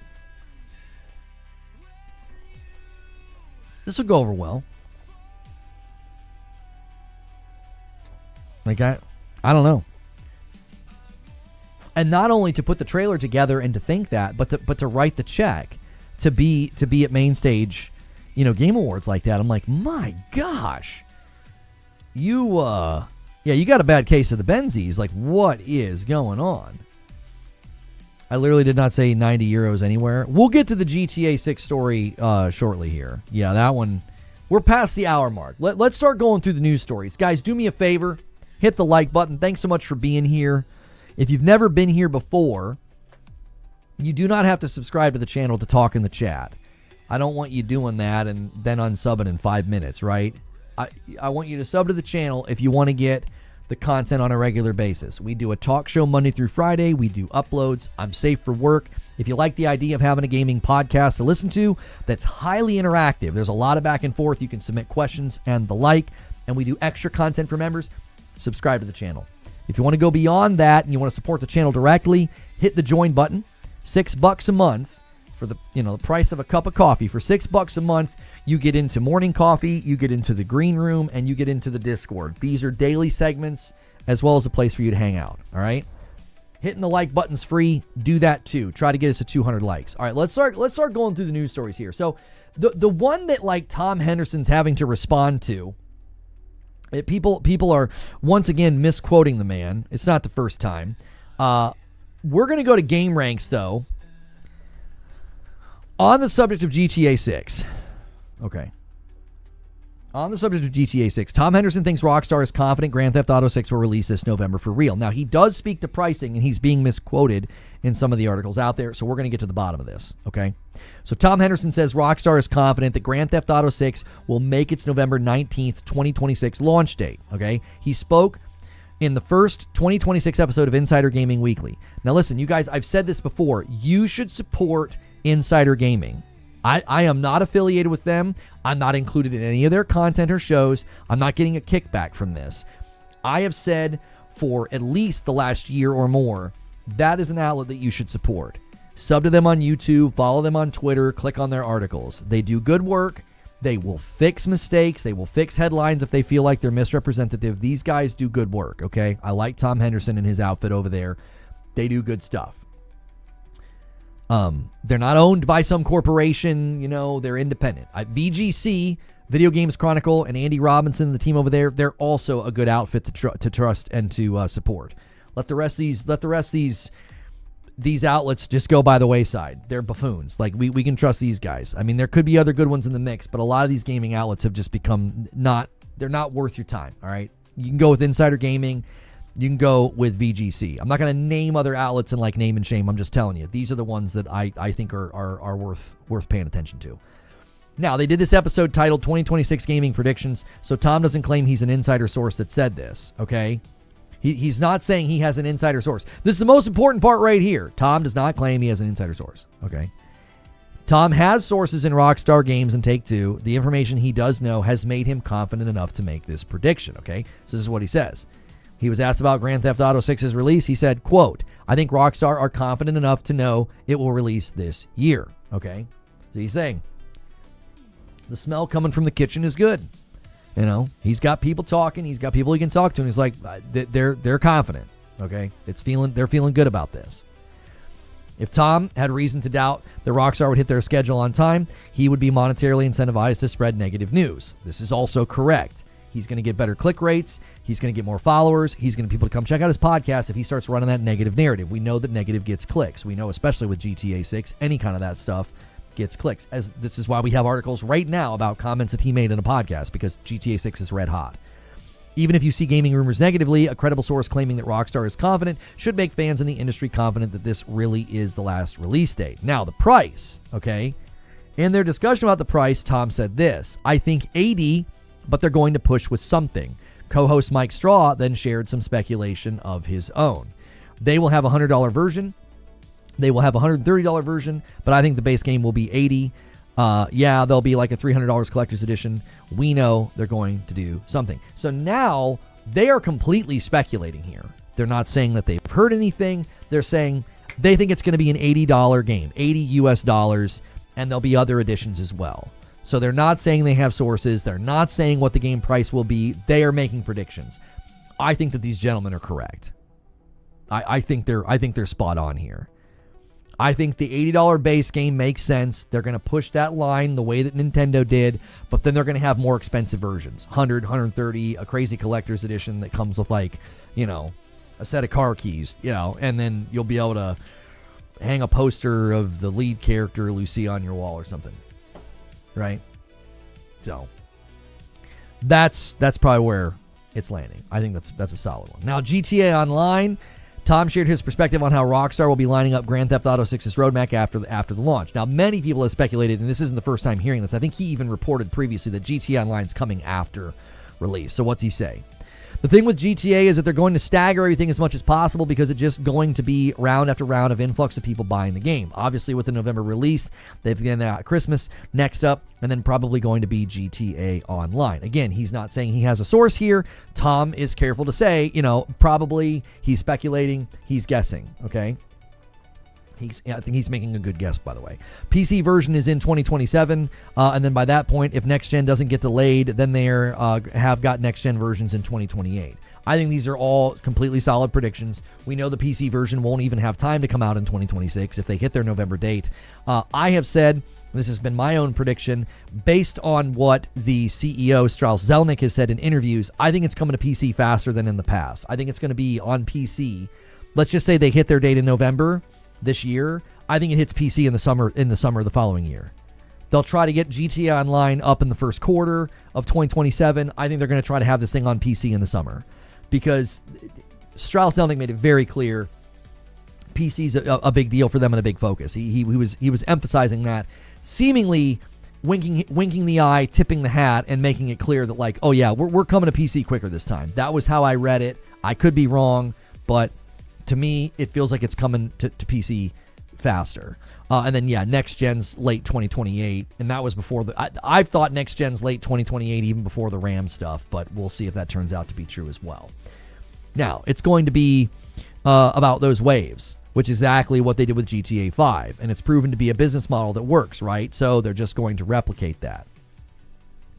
It would certainly be a relief if Rockstar stops springing surprises on us and just releases Grand Theft Auto 6 when it's ready in November, as they promised. We suspect they added a reasonable period of sufficient QR control. They're probably also now preparing for a proper high-scale marketing campaign to make sure that the world knows that Grand Theft Auto 6 will be out when it is. So here's hoping that Rockstar gets the work done in time and meets all of our expectations. So this is probably why I would even think like the marketing itself, like based on what we just read here, like I think the marketing itself is one of the reasons why we don't have a lot of release dates for the summer yet. Nobody wants to be dropping their game in the summer and GTA takes over the marketing. Does that make sense? Like, even if GTA is not coming out until November, you got to be very careful and navigate these spaces where the attention economy is well in play. So, GTA 6 will certainly take over in the month that it releases, but you also have to be careful if you drop your game in the month that they decide to drop, GTA 6 trailer 3 or, anything else like that. You got to be careful because you're going to get people. You're totally going to get people's attention taken off of your game if they're dropping their new trailer. Like, then they become the talk of the town. That's all that anybody's talking about. It's not that people wouldn't be playing your game. It's that they might not see your marketing. They might not see your review embargo. They might not see, the various things that you pushed out in the hopes of getting people to play your game. You could get drowned out by a GTA 6 trailer 3 for sure. It's not coming out early though. No, I wouldn't think so. I mean, they could obviously pull out some kind of a miracle rabbit out of the hat. I don't think it comes out any earlier than November. I just don't think so. They're going to want to ride that marketing train all the way to November. They can completely dominate the conversation as soon as they start marketing, which I imagine they would start spinning up the marketing in the summertime. It's a great time to do it, right? You got a PlayStation State of Play, you got Summer Game Fest, the Xbox Showcase. I mean, you got a lot of stuff. And in this month, we're going to get the Xbox Developer Direct, but the Xbox Showcase is usually a pretty big event. Yo, Craig comes in with 24 months. GTA 6 will be $100 for the standard edition. Get it ready.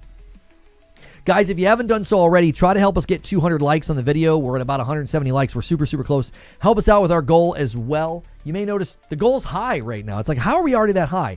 When you are at Member Plus and above, you jumpstart the week. So the 447 from you guys that are Member Plus and above, thank you for doing that. You guys jumpstart the week and you help unlock Friday. If we can hit 1,000 on the week, which comes from the folks gifting and renewing and all of that, Madam will join me on Friday night, and she has to play a really silly game called, I got to get this right, Project Mascot Agency. It's insane, it's hilarious, and we're going to see what Madam thinks of it. if you guys can unlock it, we'll see. We will see. We're off to a slow start on Monday, but thank you to all the members that jumpstart Monday with your Member Pluses and your VIPs. How much can you honestly game if you're looking to release an actual game versus a GTA 6 trailer in the summer? It's just a matter of distance. Like, if you, like right now, during the week of like Summer Game Fest, there's probably going to be, it's going to be pretty quiet with respect to like game releases. So you're going to have a bunch of games that try to get out in April and May, and then you're going to have a bunch of games that probably try to come out in like July and August. They're going to I think June's going to be a ghost town because nobody's going to want to be around, because I think right now the speculation would be, well, they're going to spin up the marketing in June because that's when all the events happen. I think the difficulty is, how do you predict anything Rockstar is going to do? They don't typically show up to these events. They typically do their own thing. They just drop their trailers on Twitter and YouTube, and then that's that.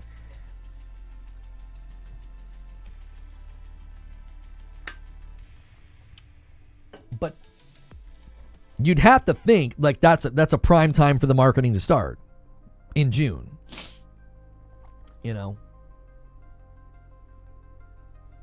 As long as Madam can pick stuff up off the ground in the game, it'll be good. We'll see what she thinks of it if you guys managed to hit the goal this week. We didn't hit it last week, so we didn't do community game night. Anyways, let's look at... Wait, we got some questions that have been submitted. Let's get through those as well before we go to the next story. Perfect Image says, could it be possible PlayStation 6 CDs will be 4K UHD? I've seen a report about CDs. I have no idea. Jack Garland says, you think Arc Raiders should have role-playing servers? No. I think one of the things about Arc Raiders that works is you don't know what you're going to run into. I mean, I've seen guys running around using like the AI voices like Jordan Peterson or Trump and stuff like that. I think that's absolutely hysterical. I think you'd rather have that be like something random and emergent and crazy. Having role-playing servers I think would almost... What's the word? It's not that it would cheapen it, but it would turn it... I don't know. It would turn those moments into like maybe more of a gimmick instead of like something crazy and something funny, that happens. Arc Raiders player screaming for help gets frantic visit from real life neighbor. Somebody thought he was really in trouble. That's fantastic. I feel like GTA 6 is not coming out. I don't think that that's a possibility. Now, within the realm of things that are possible, it certainly could get delayed again. But I don't think you're going to see it like just straight up not come out. Like that's trivialize. That's not a bad word. Trivialize. It would make it like less funny, exciting, and emergent and dynamic, and it would suddenly be like this. Yeah, here's a role-playing server, and this guy's playing as a sheriff, and this guy's playing as a villain, and this guy's playing as a cowboy, and this guy's playing as a robber. Like, I don't know. Who's going to fly an Anthem one last time? Less than a week from now? Yeah. Pour one out for the Anthem servers, dude. They're officially shutting down very, very soon. My wife is taking a bunch of coffee to the store today. So if you guys haven't snagged some Reforged roast, the medium roast and the light roast are on sale right now. So be sure to go to reforgeroast.com or use the command in chat. We need that Manhunt remastered or remake collection. Manhunt. I'm not familiar with that. It's money. It's definitely coming. Yeah, it wouldn't.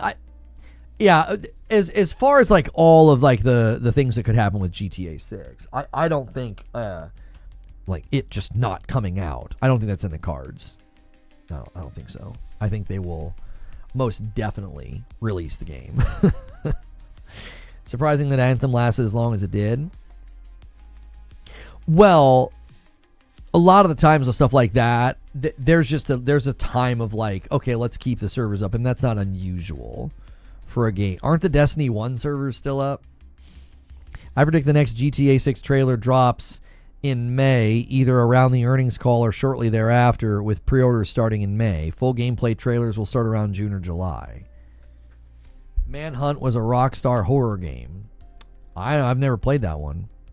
Rockstar's most brutal game, Manhunt. I've never even heard of it. By the time GTA 6 releases, humanity will have lost interest in the game. Yeah, there's no way that's going to happen. Yeah.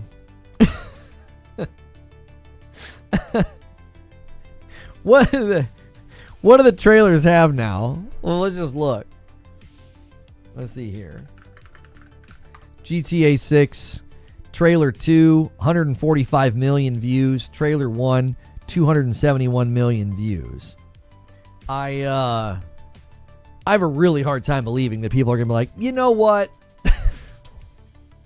We've had to wait for too long. We don't want it anymore. Like, I don't... Like, the first trailer has close to 300 million views. Like, 300 million. Second trailer, close to 150 million. People aren't going to be like, yeah. I don't care anymore. I've had to wait too long. I'm going to go play something else. Made you laugh.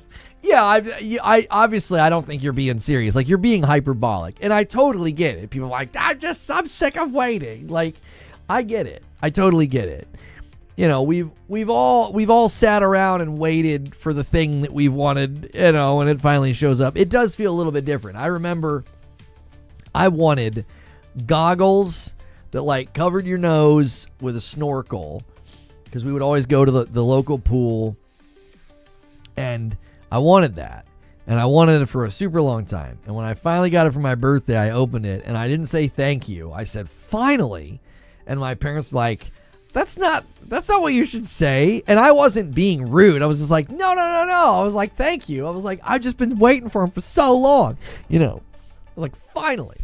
You know, I don't think anybody when GTA 6 comes out is going to be like, you know what, I'm over it. You know. If I think that Grand Theft Auto 6 might come out in 2026, but don't keep your hopes up. I'm thinking 2027 or 2028. 2028 seems absolutely beyond the scope of possibility. No way. It slipping to next year is totally a possibility. Slipping to 2028 seems absolutely like there's just no way. Yeah, I don't think so. I'm surprised they haven't updated the I'm really surprised they haven't come back around and updated these thumbnails. Like trailer 1's thumbnail says coming 2025 and trailer 2 says May 26. I'm really surprised they haven't changed that. That's not that difficult. You know. Listen, Rockstar, I'm not terrible at YouTube. Jury's out. Jury's out. Jury's out. I'm not terrible at YouTube. I could fix that for you. You know, you would put me on the payroll. I can fix your thumbnails for you.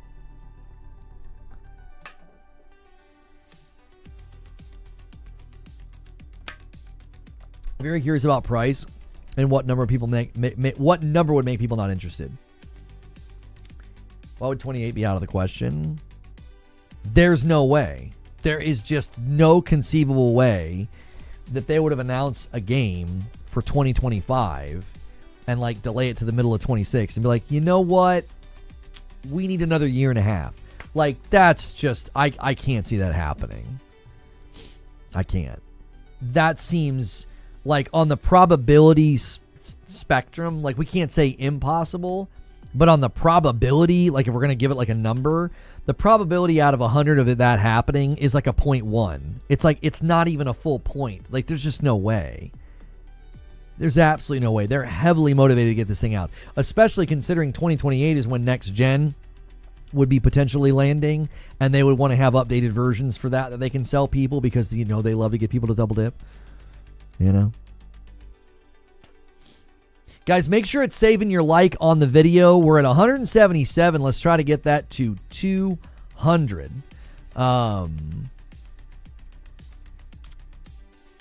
Exclusive. Game Informer got a direction with the co-CEO of NeoWiz, the publisher behind Lies of P, to discuss 2025 Lies of P Overture expansion, release strategy, generative AI, and more. That's probably a good interview. We might have to check that out. We've certainly got more things to look at and more things to check out here. And appreciate you guys being here. And I appreciate you hitting the like button. That's easy. You know, it's an easy thing to do. We all forget to do it, but it definitely helps. Let's take a look at the let's do a little I told you so. All right, we all love a little I told you so, and I'm gonna do it. I feel like we've earned this one, because very, very early on we made I made this speculation, and you know, I've received pretty heavy pushback on this for a while, and we got a video on the channel right now if you want to check it out. Embark CEO confirms that Arc Raiders matchmaking takes your aggression into account, so behave yourself out there, okay? And I told you so. I told you this was in the game. It was obvious. But here's the thing. I think we now know why people were having inconsistent experiences with it. You got guys like me and others that are like, man, I stayed peaceful and I just constantly got peaceful lobbies. And other people were like, it doesn't work. I don't shoot people and da-da-da-da-da. Now, I do think, I think some of those people lied. I think some of those people were shooting back and they were losing the fight and they were just salty. You know, I had a guy react to my video and he agreed. He was like, there's definitely people that shoot back and then they just get salty and then they claim, well, I'm not shooting back and I keep getting PvP lobbies. And it's like, yeah, you shoot back. You just lose the gunfight. Okay, so Embark CEO says, can I get this on the screen? How do I? Okay, there we go. All right. Here we go. Arc Raiders is a PvE game after all. Part of the tension that makes it special is the risk that someone that you've been teaming up with could turn on you at any moment. Indeed, Embark Studios has long maintained that it doesn't believe the experience would work without the constant threat of PvP. However, there's been speculation among the community about whether aggression-based matchmaking, ABMM, branded by the community, impacts the natural hostility of lobbies that you're dropped into. Speaking to Dean Takahashi of GamesBeat, Söderlund, I'm not sure how to say that one, so I'm just going to go with Söderlund. Söderlund reveals that such a system does in fact exist, although he notes that it's actually a very recent addition. So this right here is why some of you have been having inconsistent experience with this one, okay? Describing the matchmaking broadly, he says, obviously, first, it's skill-based, of course, which that's obviously not going to bode well with the PvP boys, but yes, he's saying first, it is skill-based. Yo, what's good, Dinos? How you been, man? Been a while? It has been a while. Hope you're well. He says, then you have solos, duos, and trios. And then also, since a week ago or so, we introduced a system where we also matchmake based on how prone you are to PvP or PvE. Now, here's the thing. This is kind of my theory. We're going to go with another theory here. I think they were testing it, and then they've now fully implemented it. And I think there were people like myself who were so fully committed to PvE, they tested it on us. And then there were probably people in the middle. And then there were probably people that were PvP heavy. And they tested it on a variety of player types. This is why some people just could not get out of PvP. They're like, no matter what I do, no matter how many games I play and don't shoot back, I'm still getting put into lobbies with like lots of aggression, lots of rats, lots of PvP. I think that's why. I don't think it was fully implemented until about a week ago. This is why, in the wake of this update and getting pushed out, I saw videos and posts and threads, and people like, I am testing it, and it is 100% working. I'm getting completely different lobbies based on how I play. So to me, it would make sense that they finally have fully implemented it. So going forward, and this is why the overwhelming number of comments on my video are people saying, it works, I do it, it works, it's great, I'm having a great time. And there's like a very small percentage of people that are like, it doesn't work, you're a liar, this is clickbait. I'm like, no, it totally works. You can absolutely get what feel like PvE lobbies as long as you commit to just not shooting back, which, you know, isn't easy, I get. Have the devs of the community posted stats on the PvE lobbies or fight kill records? A couple people have done extensive research and they posted their results. Yes, there's YouTube videos, there's Reddit threads. There's a lot of folks that are looking into this. He says you can watch the moment in the video above, starting at 9:54. Fittingly, the discussion even gets briefly interrupted by an encounter with another squad and hasty calls of friendly between the two groups. When the tension is diffused, Söderlund continues. So if your preference is to PvE and have less conflict with players, you'll get matched up with other friendly people. Obviously, it's not a full science. This is another thing that we have maintained in our theory, that you're still going to get thrown into lobbies with people that might shoot you. This is not a hard, rigid thing. This is something that probably loosely applies to your profile. It also probably depends on, like, hey, they might throw somebody in your match and it's like their first day playing and they're like, yeah, I'm going to go guns a-blazing. I mean, that's also a distinct possibility. He says here, I did have someone ask me, is there aggression-based matchmaking? Takahashi responds, to which Söderlund replies, that's exactly what it is. A game like this, we knew from the beginning that we were going to get some, presumably referring to diversity of player preferences. Especially as the game has gotten big, that's a problem. So there you have it. Maybe you were imagining it before, but you certainly aren't now. It's interesting to hear that it's a relatively new inclusion, suggesting that it might have come in response to the community speculation. No, I think the community speculation was spot on. I think it was happening, but I think it was being tested. Maybe in small doses, maybe in small batches, maybe again, if you were consistently saying that you didn't like PvP on the survey, it was putting you into a testing funnel to see, you know, if your engagement patterns would increase or improve. They put you into more friendly lobbies. The other thing to consider here is, he said, we knew from the beginning that we were going to get some. I think they probably have a much larger number of PvE focused players than PvP. Like, I think this is the, if you guys remember back in the day with Destiny and Trials was the big spectacle on the weekend, and it garnered tons more viewership for the directory, you know, and tons more streams, high viewed streams, than the streams and the interaction during the week. Okay. And a lot of people, I think, misinterpreted that and said, well, PvP is what keeps Destiny alive. PvP is where most people spend their time. That was completely incorrect. So I am curious if a similar trend is happening within Arc Raiders, where you're seeing streams and Burnt Peanut and the War and Nade Shot and Ninja and all the boys, and you're seeing lots and lots of PvP, and you're thinking, well, that's all the game is. That's all the game is.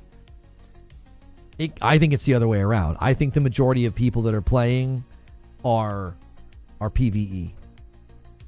I wouldn't be surprised at all if it's like a 55% or 60%, or the majority of the player base is trending towards PvE and not really wanting to go in and slay out and frag out and do PvP. I mean, the player numbers literally jumped to almost their record concurrent number on Steam after this was confirmed over the weekend. I think people were like, well, I'm going to dive in and test it out.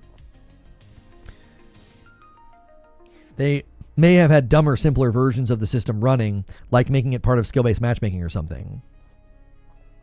The only thing that delays the PS6 is if every launch game needs another year. I mean, I think that I think that the PS6 launch window has more to do with demand and timing of when they think the gen should start, in conjunction with not necessarily game launches, but saturation of PS5 and Pro. I just think that if we end this year and GTA 6 does in fact land, all next year, PlayStation gets to have an increase in the demand for the PS5. A product that they want people to buy, they want people to get off the PS4. You know, they can ride that saturation for an entire year. Like, you know, they didn't get their big boost of, hey, you know, we're halfway through the gen. Here's a drop in price. They didn't get to do that. So GTA 6 can be that B12 shot in the arm that allows them to have their sales get a bump, and to basically on the heels of that, like, you know, 6 months later, being like, you know what, we are going to announce the PS6. Like, I just don't think that would make any sense. Do you think PvE servers exist in trios? The frequency of that is probably really low, and here's why. I think the majority of people that are grouping up into trios are probably going in and fragging out, okay? And so I also think the minute you go into trios, you're dealing with a smaller player pool, okay? Because I think it's easier for people. I think it's easier for people to come in and basically just boot up and play solo. Like, I think that's probably your largest group. And that's literally the first gifted bomb of the day. That's the first gifted member of the day from Siege Master. Han shot first, and so did you. That might be a record, Siege. A 5 bomb to get us to 463. Well, there it is. Thank you, sir. So, to me, if trios is like a smaller slice, because you've got so many people that just boot up and play by themselves, and then it's a little bit easier to just find one other of your buddies to play, you know. So if trios is a smaller funnel of players, and also people tend to go into trios in PvP, you're probably going to have a hard time finding peaceful trio lobbies. You just are. At that point, it's a math game that you're playing. Does that make sense? It gets literally a mathematical probability game at that point. It's like, well, I'm dealing with a smaller funnel. I'm dealing with a funnel of players that are likely, and Sneaky Wolf says, well, let's get it going, boys, and drops a 5 bomb as well. Thank you so much, sir. You know, it's at that point you're playing you're playing a mathematical game. It's like, well, it's a smaller funnel, and the people in the funnel are just going to have a propensity to PvP. That's just what they're going to be doing. anytime I've played trios, I feel like we got into gunfights way more often. When I did duos with Madam, we ran into a lot more friendly players. I think duos is way easier I think it's way easier to find friendly lobbies than it is in trios. And I think some of that is, because, again, I think it's easier to just grab one buddy and play. It's also, I think, easier to envision somebody being like, hey, let's just grind PVE tonight. Let's just try to get this thing done. Let's just try to get, the next thing that we need to find or unlock or whatever, or if they've got a quest that they're working on. It makes perfectly good sense to me as to why you would see solos and duos trending in that direction versus what you commonly are probably going to find in trio lobbies. So, let's see here. We've got other stories. I cleared out the question command for you guys. I cleared it out. And let's see. I've got an unfortunate situation with Splitgate. I mean, there's not much to report here, other than I don't know what to say. They had a terrible. They had an absolutely terrible debut. He did the hat thing, make FPS great again. He kind of dunks on Call of Duty and Halo. They reboot. They're like, oh, it's a battle royale. Does not seem to vibe with anybody. Reviews are not good. The in-game charts are, this bad. Yeah. I'll be honest with you. I really don't know if this would have gone much different. Like, if they wouldn't have had, like, the cringy announcement, if they wouldn't have had, like, the situation with the hat, like, I'm not going to apologize, then he apologizes. If none of that would have happened, I still don't think Splitgate 2 was long for this world. I just don't think so. Consoles release every 7 to 8 years. No way they're going to release after 10 years. That's too long. Yeah, 2030 is probably too long. According to Tom over there at Moore's Law is Dead, the contract is to start production for the PlayStation 6 in 2027. I think the mistake people are making is that doesn't mean they have to release it. Okay?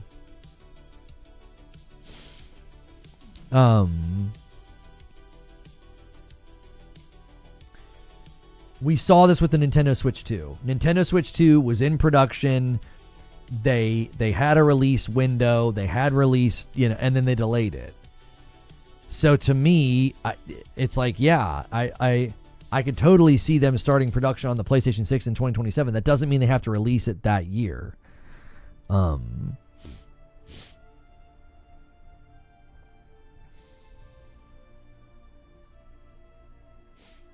Coach done 2 of those years. That was another reason why I thought this gen might go a little bit longer. And Hidden Siryu with a 10 bomb gets us to 478. I now owe you guys a member. Thank you so much for doing that. Hidden Siryu. Every 25, I gift one back. Thank you so much. As soon as we hit 500, Friday night unlocks.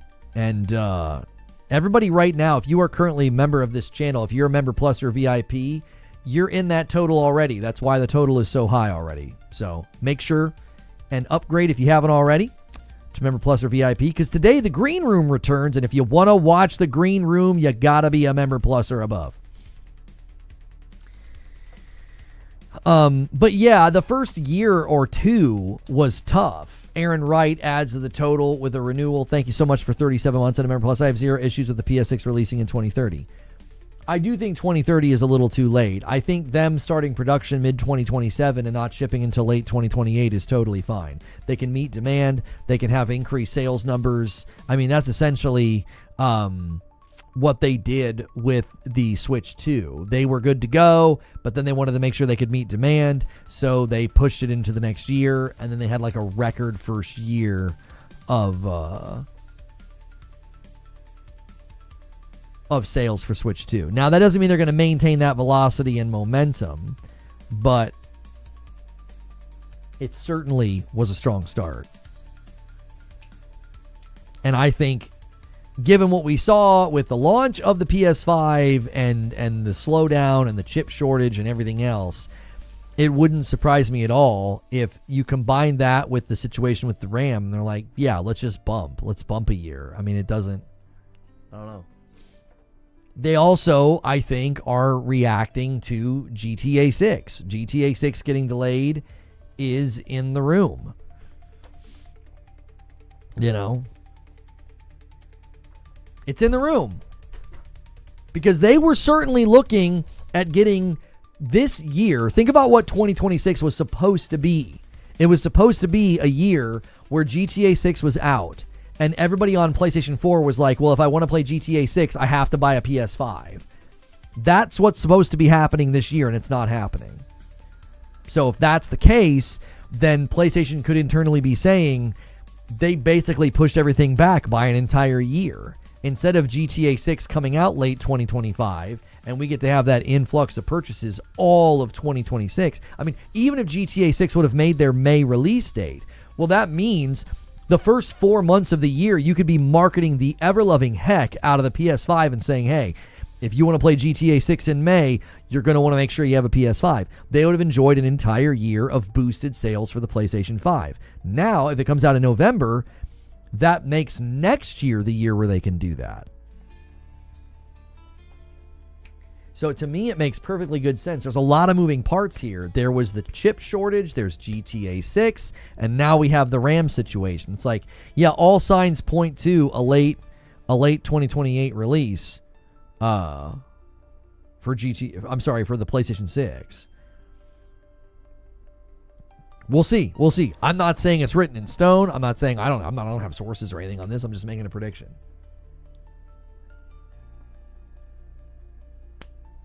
It would be wild if GTA 6 downgraded the game because of RAM. Why would they downgrade the game because of RAM? PS6 rumors now could put people on hold again to play it on PS6. That's possible. Question here submitted by Bumblepants. Have you seen the articles about Brandon Sanderson talking to AAA devs about licensing Mistborn for a game? Yeah, I mean, that'd be cool. He's a very, very gifted author. I'm 100 pages or so into the third book in the Stormlight Archives. He's a very good author. But, I think making his books into games would be potentially really cool. It could also be terrible. I mean, anytime you take something like that and turn it into a movie or a game, it can go pretty bad. When the crypto miners were buying up all the good GPUs, did game makers make their games easier to run? Yeah, game makers didn't really respond to that. Yeah. Question here from Assumed Parasite. How high do you think the Xbox handheld is going to cost once it comes out? How high do you think the Xbox handheld? What do you mean? Do you mean their own handheld as opposed to the one they did with Asus? I don't know. Their own handheld got shelved, I think, indefinitely. I don't know if they ever come out with their own handheld. I don't know. Their entire outlook on hardware, I think, is in flux. I wouldn't take anything to the bank other than probably Project Magnus. Outside of that, Microsoft bringing their own hardware that they have made to the market, oh, buddy, I wouldn't place any bets on any of those horses. I just wouldn't. They internally put it on hold. And I believe that both Tom Warren and Jez Corden were like, yeah, it's probably never coming out. Like, they both said that. They're like, as far as they could tell, the vibe they got from their sources were like, no, that thing ain't coming out. And that's why I'm saying, like, I think the hardware plans, like, I think Microsoft's hardware plans are in flux. I don't think anything is concrete. The only thing that seemingly is still coming and has enough, there's enough smoke around it to really be like, yeah, that thing still exists, is Magnus. Yeah. Pushing hardware to third parties. Yeah, they won't have a handheld. Yeah, I don't know. Jez was literally on a podcast recently and was just like, the future of them pushing hard with hardware is just over. It just that just doesn't exist anymore. And I think that's really, really easy to see. I don't think what he's saying is that outlandish. I think it's a very, very reasonable observation to be like, this just is not a priority for them anymore. It just isn't. It's expensive. It's not their core competency. It's not what drives them. It's not what drives their profit in the market. What's going to drive their profit in the market is publishing games, mobile, and AI and microtransactions. Like, those are the big things they're focusing on. I would, if you listen to what they're saying and what they're targeting, what they're talking about, I just, none of what I'm saying right now is Xbox bad or Xbox hate. I'm just telling you as a consumer, it's pretty clear what they're signaling. We said back when they bought ABK, they're signaling that they're going to turn into a third-party publisher. And it was called hate and fear-mongering. And then it came to be. And now if you make predictions, it's labeled the same thing. Listen, you got to get to a point where you realize the company is changing. That's not good or bad. That's just the reality. And then you've got to make a decision as a consumer. It was clear that Nintendo wasn't prioritizing a high-level performant machine. It was clear from moment one when the Switch 2 marketing hit, they were not saying, oh, this is a high-performant machine. This is some crazy, super strong device. No, it was like, yeah, and I remember telling people, that's not going to be where your third-party experiences live if you got a PC or a PlayStation or an Xbox. That wasn't Nintendo hate either. That was just calling the balls and the strikes. It was like, look, you can clearly tell the way they're marketing this.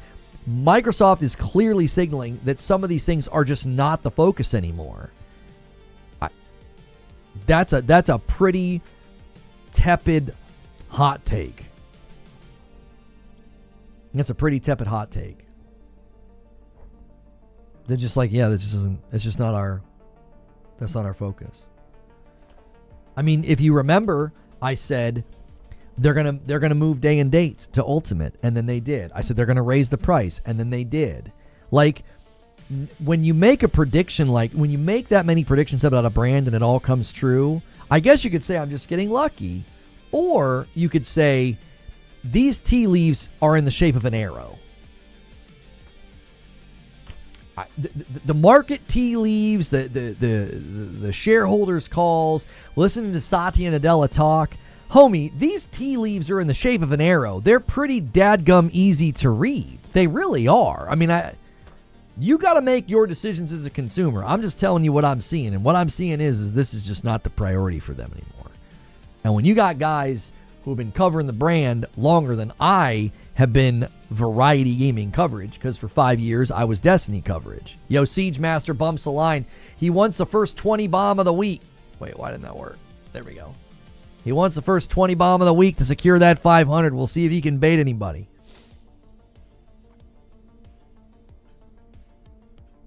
Like, everything I've said in the past couple of minutes is literally designed for you as the consumer to be like, maybe I should pay attention to this, and maybe I shouldn't be super duper confident in them bringing out their own handheld. Maybe Magnus is like the only real hardware effort we're going to see from them, and even then, that's not going to be a push to be the new game in town. It's just going to be another option for you to engage with their ecosystem. If you're okay with that, if that's good for you, I think the Magnus is going to be a good device. For some people, it'll be better than the Steam machine. For others, it'll be too expensive. But you have to determine as a consumer what you think is the best choice based off of, your needs and what you want. Me being able to have Steam in my living room is a huge win. For you, you might be like, I don't really care about that. It all depends on the consumer. There are going to be people that think the Steam machine is a joke and a waste of time, and they're going to think the Magnus is great. There are going to be people that think the exact opposite. There are going to be people that don't buy either device, and they're just happy with their Nintendo. I mean, every consumer is different. But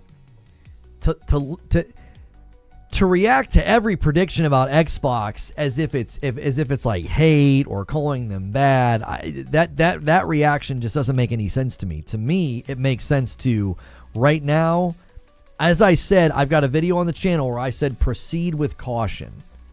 Proceed with caution. When they drop that trailer and Sarah Bond says, we want Windows to be the biggest platform for gaming, and they start showing their, the handhelds with Asus and stuff, I said, you really should proceed with caution. This brand does not seem to be doing the things that the most loyal consumers want them to do. And sometimes that's the way it goes. There are plenty of brands that have done this over the years. There's plenty of companies that have done this over the years. And then you just have to decide what you're going to do in response. Maybe you were subscribed to a subscription service because you thought their original programming was awesome, and then you felt like the original programming got bad, or maybe you feel like Netflix cancels too many shows or whatever, and then you cancel. That's just something you always have to do. You always have to assess, like, is this company continuing to do the things that I want them to do, or are they continuing to do the things that I value? If PlayStation announced the PlayStation 6 and it was going to be a low performant handheld, and they abandoned doing like a console in the living room that pushes performance, I would be like, huh? Well, I guess it's time to start shopping for a PC. Like, do you see, like, if they completely abandoned that, like if Nintendo completely abandoned the Switch and their next device was a cell phone and they leaned heavily into mobile games and mobile MMOs and gachas, I'd be like, I'm done with Nintendo. I don't want anything to do with that. If a game company or a game developer or a publisher or a platform completely changes their identity and their focus and what they deliver, I think it's completely reasonable to be like, yeah, I'm done. I'm gonna go somewhere else to get what I want out of the market. People act like they're crushing on Xbox and can't see any of the red flags. All of us are like, she's an axe murderer, but they refuse to see it. Well, I don't even know if it's that they refuse to see it. I think I've noticed a lot of the more Xbox loyal guys have basically kind of thrown the towel in on the fight, and they're like, yeah, this is it. This is over. They're not going to do any of the stuff we were kind of hoping. There's no comeback story here that, Satya is going to take things in a direction that, the loyalists aren't going to like. And a lot of them have just admitted that. I think there are spectators on the side who really, really liked the console war, and they liked making fun of people in the console war. And so now if you talk about Xbox and you say, yeah, this seems to be the way things are going, they don't seem to really have a whole lot of, velocity or inertia within hardware. It doesn't seem to be something that they're working on or focusing on outside of Magnus. Well, they'll classify it as hate and say, well, you're hating on Xbox. It's like, I actually don't think so. I actually think they're going to bring something to the market that would appeal to me more than like a handheld, like if they bring Magnus, and especially if it's performant and if it does a good job. I think there are a lot of consumers that are not going to like that direction. I don't think Satya gives a crap about hardware with the AI push.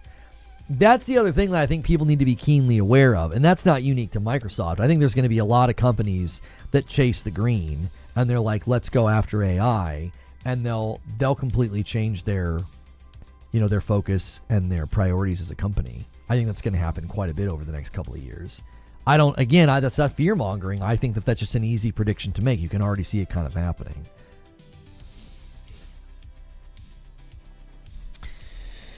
There's always another war. They're going to turn to PC Master Race guys. Well, I mean, in general, I think that people do that. I think that, people switch teams and then they cheer for that team. We see it in sports too. To me, I think it's more about making sure consumers are aware of what's happening. If you're aware of like what Satya is setting his sights on, he's in charge. And I think that it's important for consumers to kind of know what the trajectory of the company is, because then you're going to make decisions based off of that. I think that's what consumers should be doing, is making sure you're paying attention to these things. That's why I've always said the thing to listen to is listen to the CEOs, listen to the shareholders, because listen to those shareholders' calls. That's where they signal change. That's where they signal like direction. That's where those things get talked about. Not a marketing campaign, not a commercial, not a podcast where you say just 4 games, but an earnings call.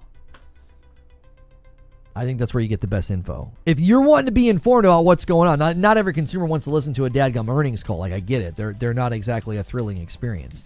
You know? Let's see here. Another question. So that discussion was sparked by this question here about the Xbox handheld from Assumed Parasite. Question here from the OA. What are your expectations or wishes for the PSSR2 release this year? I mean, obviously, you want it to look better and improve and be awesome and make games look better and run nicer. You know, I also kind of hope that PlayStation does a better job with the quality assurance. You know, if a game is going to leverage their tech and do a bad job,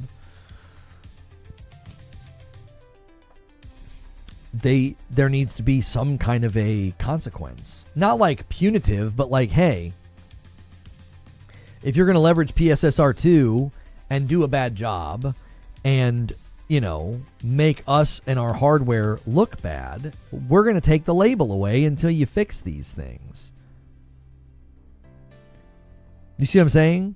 Like, I think that if you put out your game or you roll out an update for your game, okay, and you say, yep, we are PS5 Pro enhanced, we got a PSSR2 mode that you can run. If it looks bad and the quality assurance is bad, I think the label should disappear until it's fixed.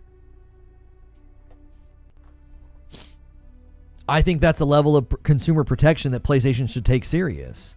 If I go to the storefront and I'm a consumer that has purchased your most expensive console, and I go to the storefront and I got PS5 Pro enhanced games, and one of those games has got PSSR2 or whatever they're calling it. They might not even call it PSSR2. Let's just say it's got a PSSR mode, and it runs like crap and it looks bad. I think you should protect me from that. I think you should remove the label. And I would go to him and be like, oh, it's not PS5 Pro enhanced. Another thing I think they should do, I think every single person who owns a PS5 Pro, I should be able to play the PS5 version if I want. Yeah, sure, you pushed out that crappy update, it broke stuff, game looks bad. Until you fix it, we're going to remove the PS5 Pro enhanced label, and you need to let people use the PS5 version of the game. That's difficult to balance a subjective line on how will they leverage an API. I don't know. At the very least, I'll say this. If they don't want to be like nanny state over their storefront and the label, so be it. That could be a logistical nightmare. All right, fine. Let me play the non-PS5 Pro version. If these guys come in here and they screw it up and it's running like crap, I should just be able to turn it off. Why can't I do that? I'm on a PS5 Pro that can play a PS5 version of a game. I can play a non-PS5 Pro enhanced version of a game right now if I want to. Give me that version so that I can avoid poor implementation of PSSR. Again, that's a very easy way to protect the consumer.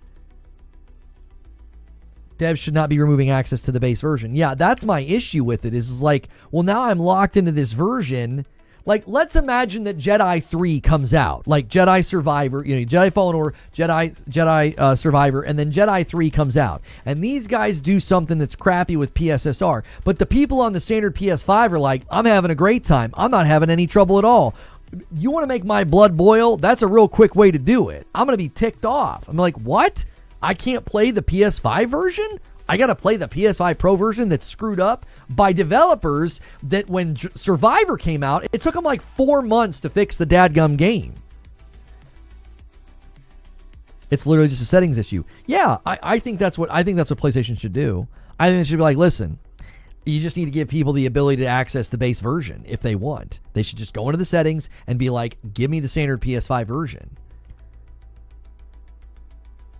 This seems like a very reasonable ask. If I'm being unreasonable and I'm expecting PlayStation to be like, hey, that version of PSSR or that implementation's buggy and bad, we're going to take away the label. Okay, that might be unreasonable. That might be an overreach. I'm willing to admit that. What I'm not willing to admit is that you should just be taking options away from the consumer that has spent more money, and then I can get stuck with a bad version of a game. I think what I'm saying is totally reasonable. And you know they can do it. It's not like a technical impossibility. You can do it right now. You can do it right now. I can install a game on my system that is not PS5 Pro Enhanced. It's a PS5 game. It's a PS5 version of the game, and it runs just fine. Just let me go into the settings and turn it off. That's all you got to do. What's the big deal? I don't understand. Or just literally have a version that I can go download. I mean, that's obviously a little bit more strenuous that I've got to go and grab, like I've got to go download the game all over again. But at the very least, I'd have a choice. At the very least, I'd have a choice. I take so much issue with people saying that there's no issue with the base PS5, but there's an issue with the PS5 Pro. As someone who owns both, saying the base PS5 version is fine is broken. I don't understand what you're saying, Corey. You're gonna have to try again. That sentence doesn't make any sense to me. I had a friend who downloaded Destiny 2 PS4 version on his new PS5 and was wondering why it didn't look any better.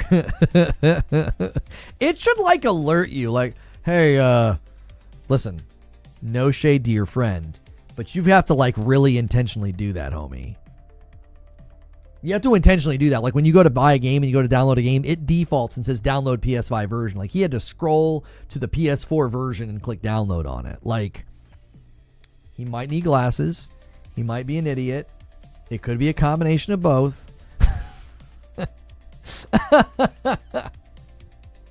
Like, come on, bro. They make it a little tough to get the PS4 version. Like, you got to go out of your way for it. You know what I mean? Now, what's homie doing? What's homie doing, dude? You know what I mean? He's eating a few too many gummies before he's gaming. He's like, I think this is the right one. Like, Oh, I know. I'm saying that's why they are taking away the PS5 base version for pro users. It would just be in the settings, though. If people run into the base settings, they would complain it doesn't look better. Yeah, you certainly have to protect people from being... Listen, you guys have seen me play video games. I can be an oblivious dum-dum. We can all be the oblivious dum-dum that misses the obvious thing. We can all do it. We've all done it, right? You do have to protect people from the moment that they are being an oblivious dum-dum and they just don't see the thing and they download the wrong thing and then they're like, this looks like crap, what the frick? And they're angry. You certainly have to protect people from that. You do. But just give me the option in the settings then. I think that's reasonable. It's likely hard to impose new rules in hindsight. Developers should not make the premium experience have a possibility of something suckier than the standard. Yeah. And listen, that does come down to the developer. I will say this. It really does come down to the developer. But PlayStation should say, listen, these are our consumers. They bought this device from us. They see the value proposition in a more expensive piece of hardware. We really want to make sure that you're not setting them up to be frustrated. You need to give them the option to go back to the base version if they would like to. If you don't give them that option and you've implemented something that needs to be polished, fixed, or it's causing issues, then this person is stuck. And this is a premium consumer to us. They're spending the most. This person's committed, you know, and you're giving them that experience. The pro should be adding settings options, not taking them away. That's a better way of saying it. Yeah. It does fall on the devs. I think PlayStation could step in and say, you know what, we really think this should be a standard practice. So going forward, like they don't retroactively go and smack people, but going forward they could say, listen, we really think that you should include the ability to turn it off, you know. And listen, they don't even have to enforce it. They could just say, we highly recommend that you give this as an option to the consumer, because if not, if there's any issues with your implementation, any bugs or problems, it's going to reflect poorly on us as well as you. You can really protect yourself by giving people the option to turn it off. So that's my answer to that question. Like, what's my hope for PSSR? kind of my hope for anything getting ported to PSVR 2. Just better quality control. You know, one of the reasons I stopped using my PSVR 2, I bought a couple of ports. They were VR games that already existed. They got ported to PSVR 2, and they were really bad ports. And the quality control was terrible. I had a bad time. I was irritated, and it made me stop using it. I was like, I don't want to keep having this experience. I take all the time to move things around in my living room so I can play some VR, and I play your VR game, and it doesn't run well, and there's glitches, and there's bugs, and there's things not working right. It happened twice in a row, and I was like, I'm out. I'm not doing this anymore. I got a backlog. I got games I want to play. I'm not doing this. I'm not messing around with this. I think they should do the same thing with PSSR. You know, little bit more due diligence would go a long way. So, consumers are not properly protected in the realm of buying video games. We just aren't. And I think any movement in that direction is a good direction. I think we should be able to refund games extremely easily on digital. Listen, I'm serious. The Stop Killing Games initiative really exposes this. They got their way. The game companies got their way. You don't own the game. You own a license to play the game. Wonderful. That means I can give it back.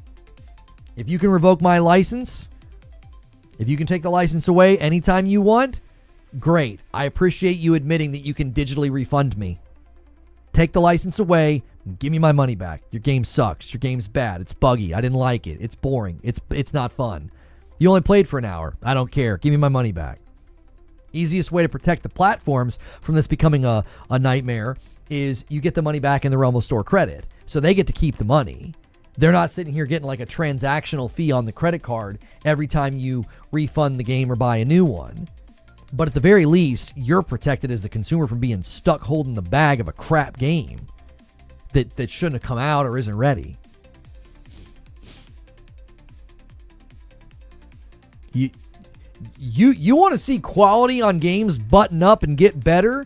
You want to see a game like Jedi Survivor be like, you know what? We will take 6 more months. You let people refund games, and you're going to see a big difference. You're going to see a real big difference in game quality. You got me thinking about this, and they may be concerned that running the PS5 base version won't double in performance. If the 30 FPS mode now runs at 45 mode, that's not a help. I'm not tracking Zoob. You're not that protective if it's not a full refund, though. Store credit is a full refund. It is. Unless you are never going to buy another video game ever in the history of your life, that is a full refund. If I give you $61, game sucks, give me my money back. And they're like, okay, yeah, your PlayStation wallet now has $61 in it. Okay, cool. I can buy another game right now. That to me is a full refund. That's completely legitimate. We don't want to cause undue harm to these platforms. People start doing they would start doing their own version of game trials. Buy the game, sucks, give me my money back. And there's a transactional fee. And they buy another game, another transactional fee. Well, what's happening? You're just floating your $70 on game to game to game to game to game, and the platform's just sitting there holding the bag of the transactional fee. Do you want to know what they would do in that instance? They would just start charging us the transaction fee. That would raise cost for the consumer. I don't think you want that. That's exactly what they would do. Just give me store credit. I'm fine with that. That doesn't bother me in the least. I gave you $70. I think the game sucks or it's buggy or it's bad. Give me my $70 back. Now I can turn around and buy something else. And it doesn't hurt PlayStation. It hurts bad games. Consumer wins. That's a consumer win if I've ever seen one. How is that not a consumer win? Steam doesn't do that? You're correct. You're correct. Steam also makes it, there's a couple steps involved. You better believe if you could go to your library right now on Steam and right next to install was a button or a little drop down that said refund, I betcha they would start giving store credit instead of just giving you the money back and paying the transaction fee on the credit card. You want to know why? Because they would see a huge spike in refunds if they streamlined it. My contention has always been the ease with which you purchase something should be matched by the ease with which you can refund it. I went to your store, I clicked buy, and then I clicked checkout, and then I clicked install. I should be able to click refund, checkout, complete transaction. Like, it should be just as easy for me to refund the game. I'm telling you right now, if it was that easy on Steam, they might be thinking differently about, doing it in a store credit. Because if it was that easy, people would be doing it way more than they do on Steam. Believe it. You got to go to like a help page and all of that. Those steps are just enough of a deterrent for somebody to be like, yeah, it's $10. Well, I don't care. Or they'll forget. It's true. It's just enough of a deterrent that a lot of people probably don't do it. They might not even be aware that they can do it. Steam user base is pretty big. I wouldn't surprise me at all if a lot of people are like, well, I didn't know you could refund. Now, the more engaged players, sure, you can do it in 30 seconds. You know exactly how to do it.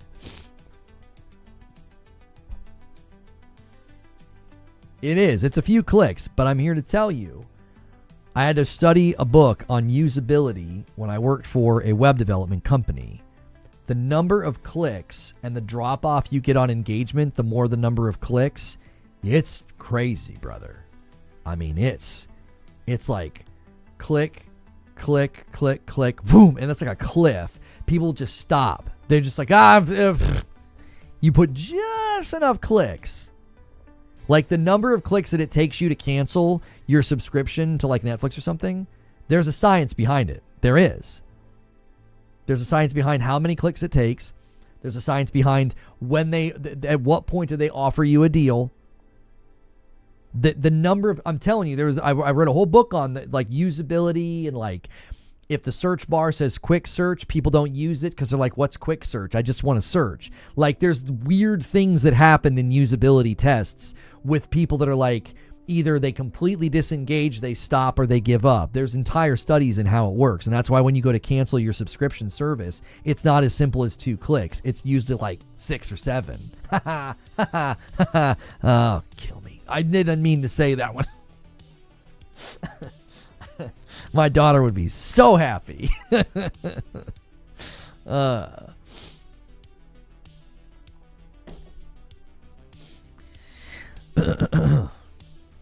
Question here from Hadigan. With all the issues with RAM and now GPU shortages, do you think Rockstar may downgrade GTA 6 visually? Why? Their launch target is a console. I don't understand why they would do that. GTA 6, their launch target is console. Also, let's imagine the RAM shortage isn't going on. The majority of people on hardware, on PC hardware right now, like according to the Steam reports, they're not on really, really high-end rigs. That doesn't seem to be affecting what GTA 6 is targeting. I mean, see the trailer? I mean, I don't know. I don't think the RAM shortage is going to have an effect on that. I could be wrong, but I don't see it having an effect. Same with Uber Eats, Lono. I tried to cancel it. It took me through 5 windows begging me to stay, and then eventually offered me 6 months of Uber Eats for $4. Needless to say, I have Uber Eats still. That's right. That's right. They would have to guard against people who leech, like my little brother. He doesn't play anything that he doesn't plan on returning. Like he seeks out crap to play for 2 hours and return. Oh yeah, the churn rate would increase if it was super easy to return something on Steam. Like literally you would open up your library and it would be right there as a drop down, like next to install or play or whatever. If it was that easy, your churn rate on games would go up. It would. It'd go up. I think that's a fair prediction to make. That's pretty easy prediction to make with regard to like human behavior. You know.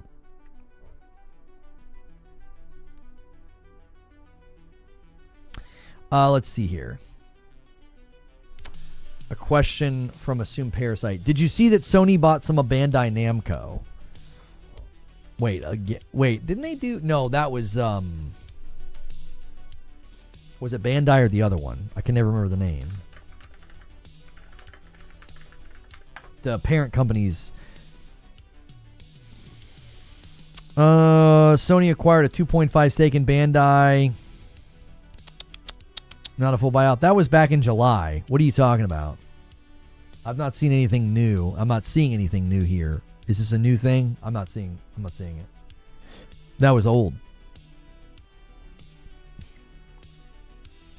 It was a strategic business alliance that they did. Probably with goals to do stuff with manga and stuff. Yeah, Katakawa. Did they do something with Katakawa again? I think that wasn't that protective to keep them from getting bought out or something? At least that was the speculation. And they've actually done it before as well. It wasn't like the first time they had done like a protective increase in purchases of like shares or something like that. They bought Peanuts. Yeah, I'm not seeing anything in the news feeds about it. So, Bespoke with a question says, it makes no sense that PlayStation can't just have an hour countdown similar to Trials. 2 hours is too long and unfair to devs. I mean, it depends on the game. Certainly, if it's like something like High on Life, which I rolled credits on because High on Life 2 is coming. And I really enjoyed it. I thought it was great. And I definitely think there's some issues with movement and combat that they can improve. But overall, thought it was good. The really, really goober of a captain from Brooklyn Nine-Nine that kept saying that's going to leave a mark. I forget his name. That actor is one of the voices for one of the guns in the sequel. But a game like that, like 9 or 10 hours, yeah, I don't think you should let me play for 2 hours. You should let me play for an hour. You know, but if it's like a Horizon game or something, I think 2 hours is fair. It takes quite a while for some of those games to get going. So, the game trial thing for PS Plus Premium is fantastic. I played a bunch of trials for you guys the other day. Mandragora. What was the other one we played?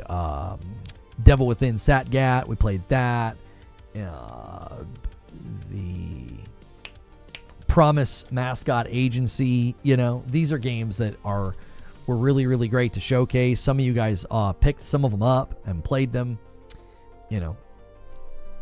And maybe you didn't. Maybe you were waiting and, you know, you're waiting for a sale or something, but you got to see them. Or you're on PS Plus Premium. You could try them out yourself, you know.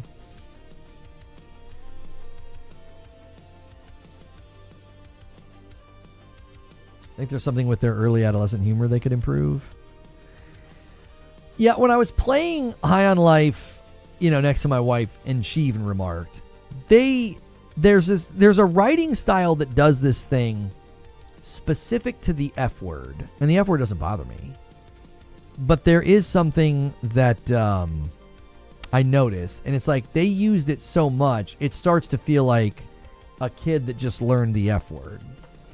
It's like, there are other swear words. Like, you know what I'm saying? It's like they're trying to be edgy, and so then it ends up sounding stupid. I mean, they do it at these showcases. The developers are like, we just effing love video games. F. And you're like, okay, you're so cool. It's like they're trying to be edgy or something. Like, and I felt that way a couple of times in High on Life. It was just, oh wow, in the last 30 seconds, you said the F word 7 times. Congratulations. You know what I mean? The humor doesn't work for me. I never got Rick and Morty either. I actually thought that the humor in High on Life was pretty good and pretty consistent. A couple of times laughed out loud. But there were multiple times I was like, it's a bit of a verbal flat tire all of a sudden. You know, there are other curse words you can use, right? Like you don't just if you have just bludgeoning me with that one. That's why I can't get down with Rick and Morty. It's trying way too hard. The game didn't feel like it tried too hard. I enjoyed High on Life. There were just moments where I felt like, yeah, you know, the writing there was a little, I don't know.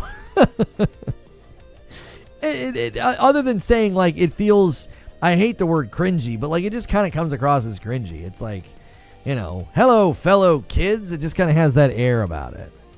Yuji Kojima's 2026 announcement. Hang on, let's pull this up. Christopher says, did you see Kojima's 2026 roadmap announcement? He basically said OD will be the main focus this year, but that Fizzant will hit the next big milestone by doing mocap work and casting. I did not see that. Yeah, I did not see that. That's interesting. Yeah. I mean, I think that kind of tracks with how things were announced, that OD would be first. Yeah. It sounds like he's being pretty ambitious with it too. So he's, you know, he's really wanting to kind of push the envelope. And he said, like, it's going to be a little crazy. He's like, I don't even know if it's possible. And I think people ran with that headline. Like, he doesn't even know if it's going to be possible. And I'm like, yeah, that's not really what he said. You know. I'll make sure we didn't have an issue there. Okay. Okay, I need a quick break. I also didn't make a thumbnail for Green Room, and I'm going to do that. Well, I guess we could just use the old one. I don't know if I have the old one sitting around, though, but I do need a quick break. Give me a second. The stream's not going to go for much longer. We've been going for about 2.5 hours. We're kind of well behind pace, even with jumpstarting the week with Member Plus. So consider upgrading, consider gifting, consider doing all the things. Also, just celebrate your renewals. That helps. But the like button also helps. Try to get us to 300 likes. See if you've been listening and lurking all day. That like button does help out, and people will come and find this later. And there will be timestamps to the various stories that we covered. So you can always count on that if you come back to a live show after the fact. Okay? Give me 1 second.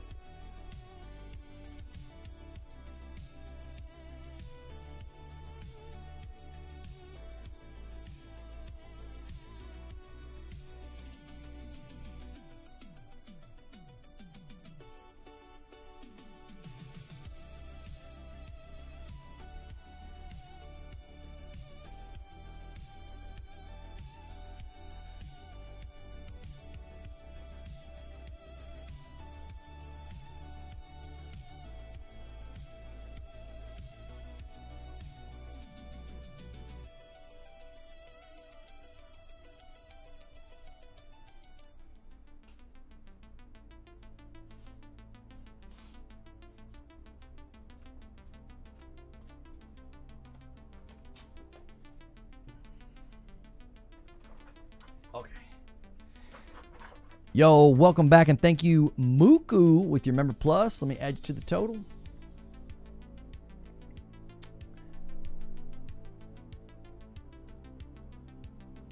Some of the review outlets totally burned the game for its humor versus the player score. Oh, high on life. Oh, really? Eurogamer gave it a 1 out of 5. Holy mackerel. Oh, wait, hang on.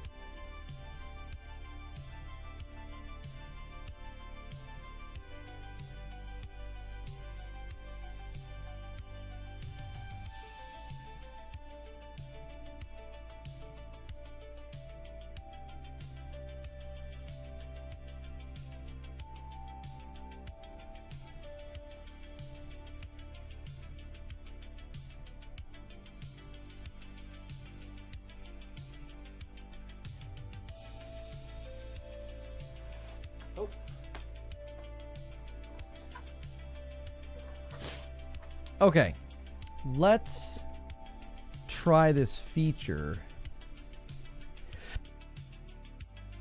Excuse me. Let's try this feature. Okay.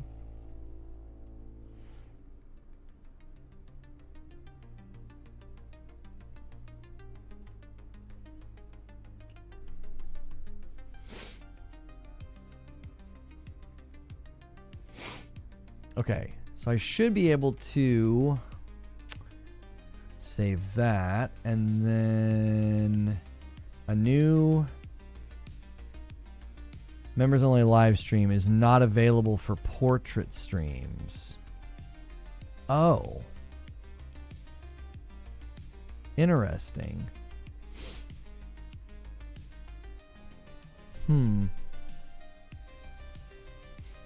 So if we do the vertical stream, I can't use the feature that just like automatically creates the members only like countdown thing.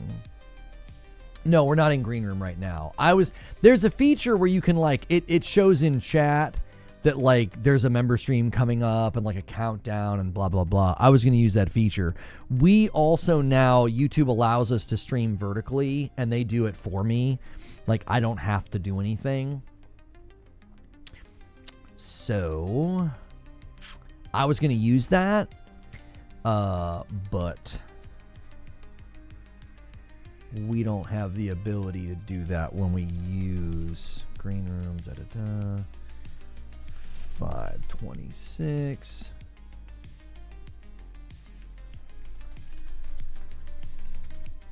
Time for green room.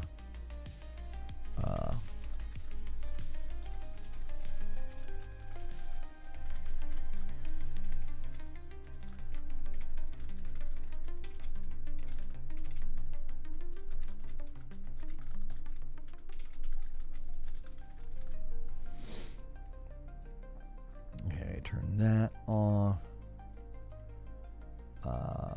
There we go. There we go. Members only. How long have we been streaming in? 20 minutes?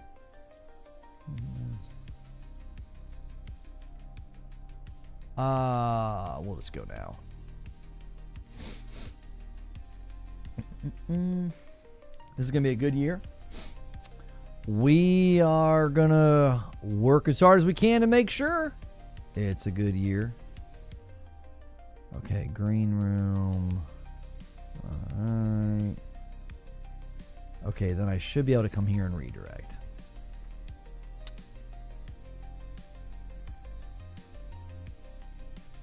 I'm going to have to refresh, I think.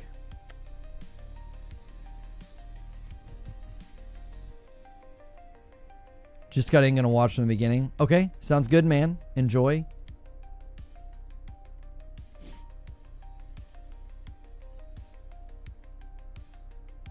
Oops. I didn't add the thumbnail.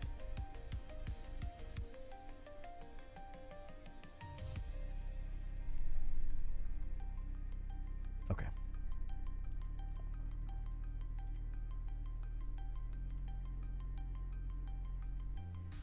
All right, this is a segment that's only going to be for now, for the time being. This segment will only be available as a live stream. We do not have the luxury of leaving it up after.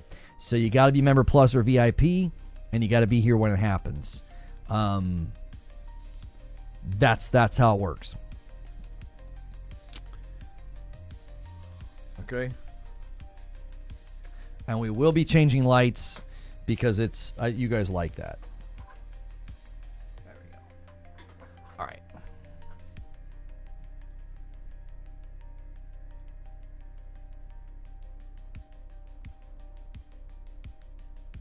All right, Green Room has returned to YouTube. You guys can watch Green Room if you are member plus or VIP. If you're watching the tail end of the public stream, that's a great reason to support the channel directly. It is how we do this full time. $6 a month adds up. And you guys mean a lot, and that's why you get a lot. We try to give you a ton of extra content. So hit that join button, pick Member Plus or pick VIP, and you will get into segments like the Green Room. And you will get into our Discord as well. Hit like on the way out as well on this stream. Nice, strong start to the week. I'm going to end it and redirect y'all over. Oh, I didn't give you guys a link. I can do that very quickly.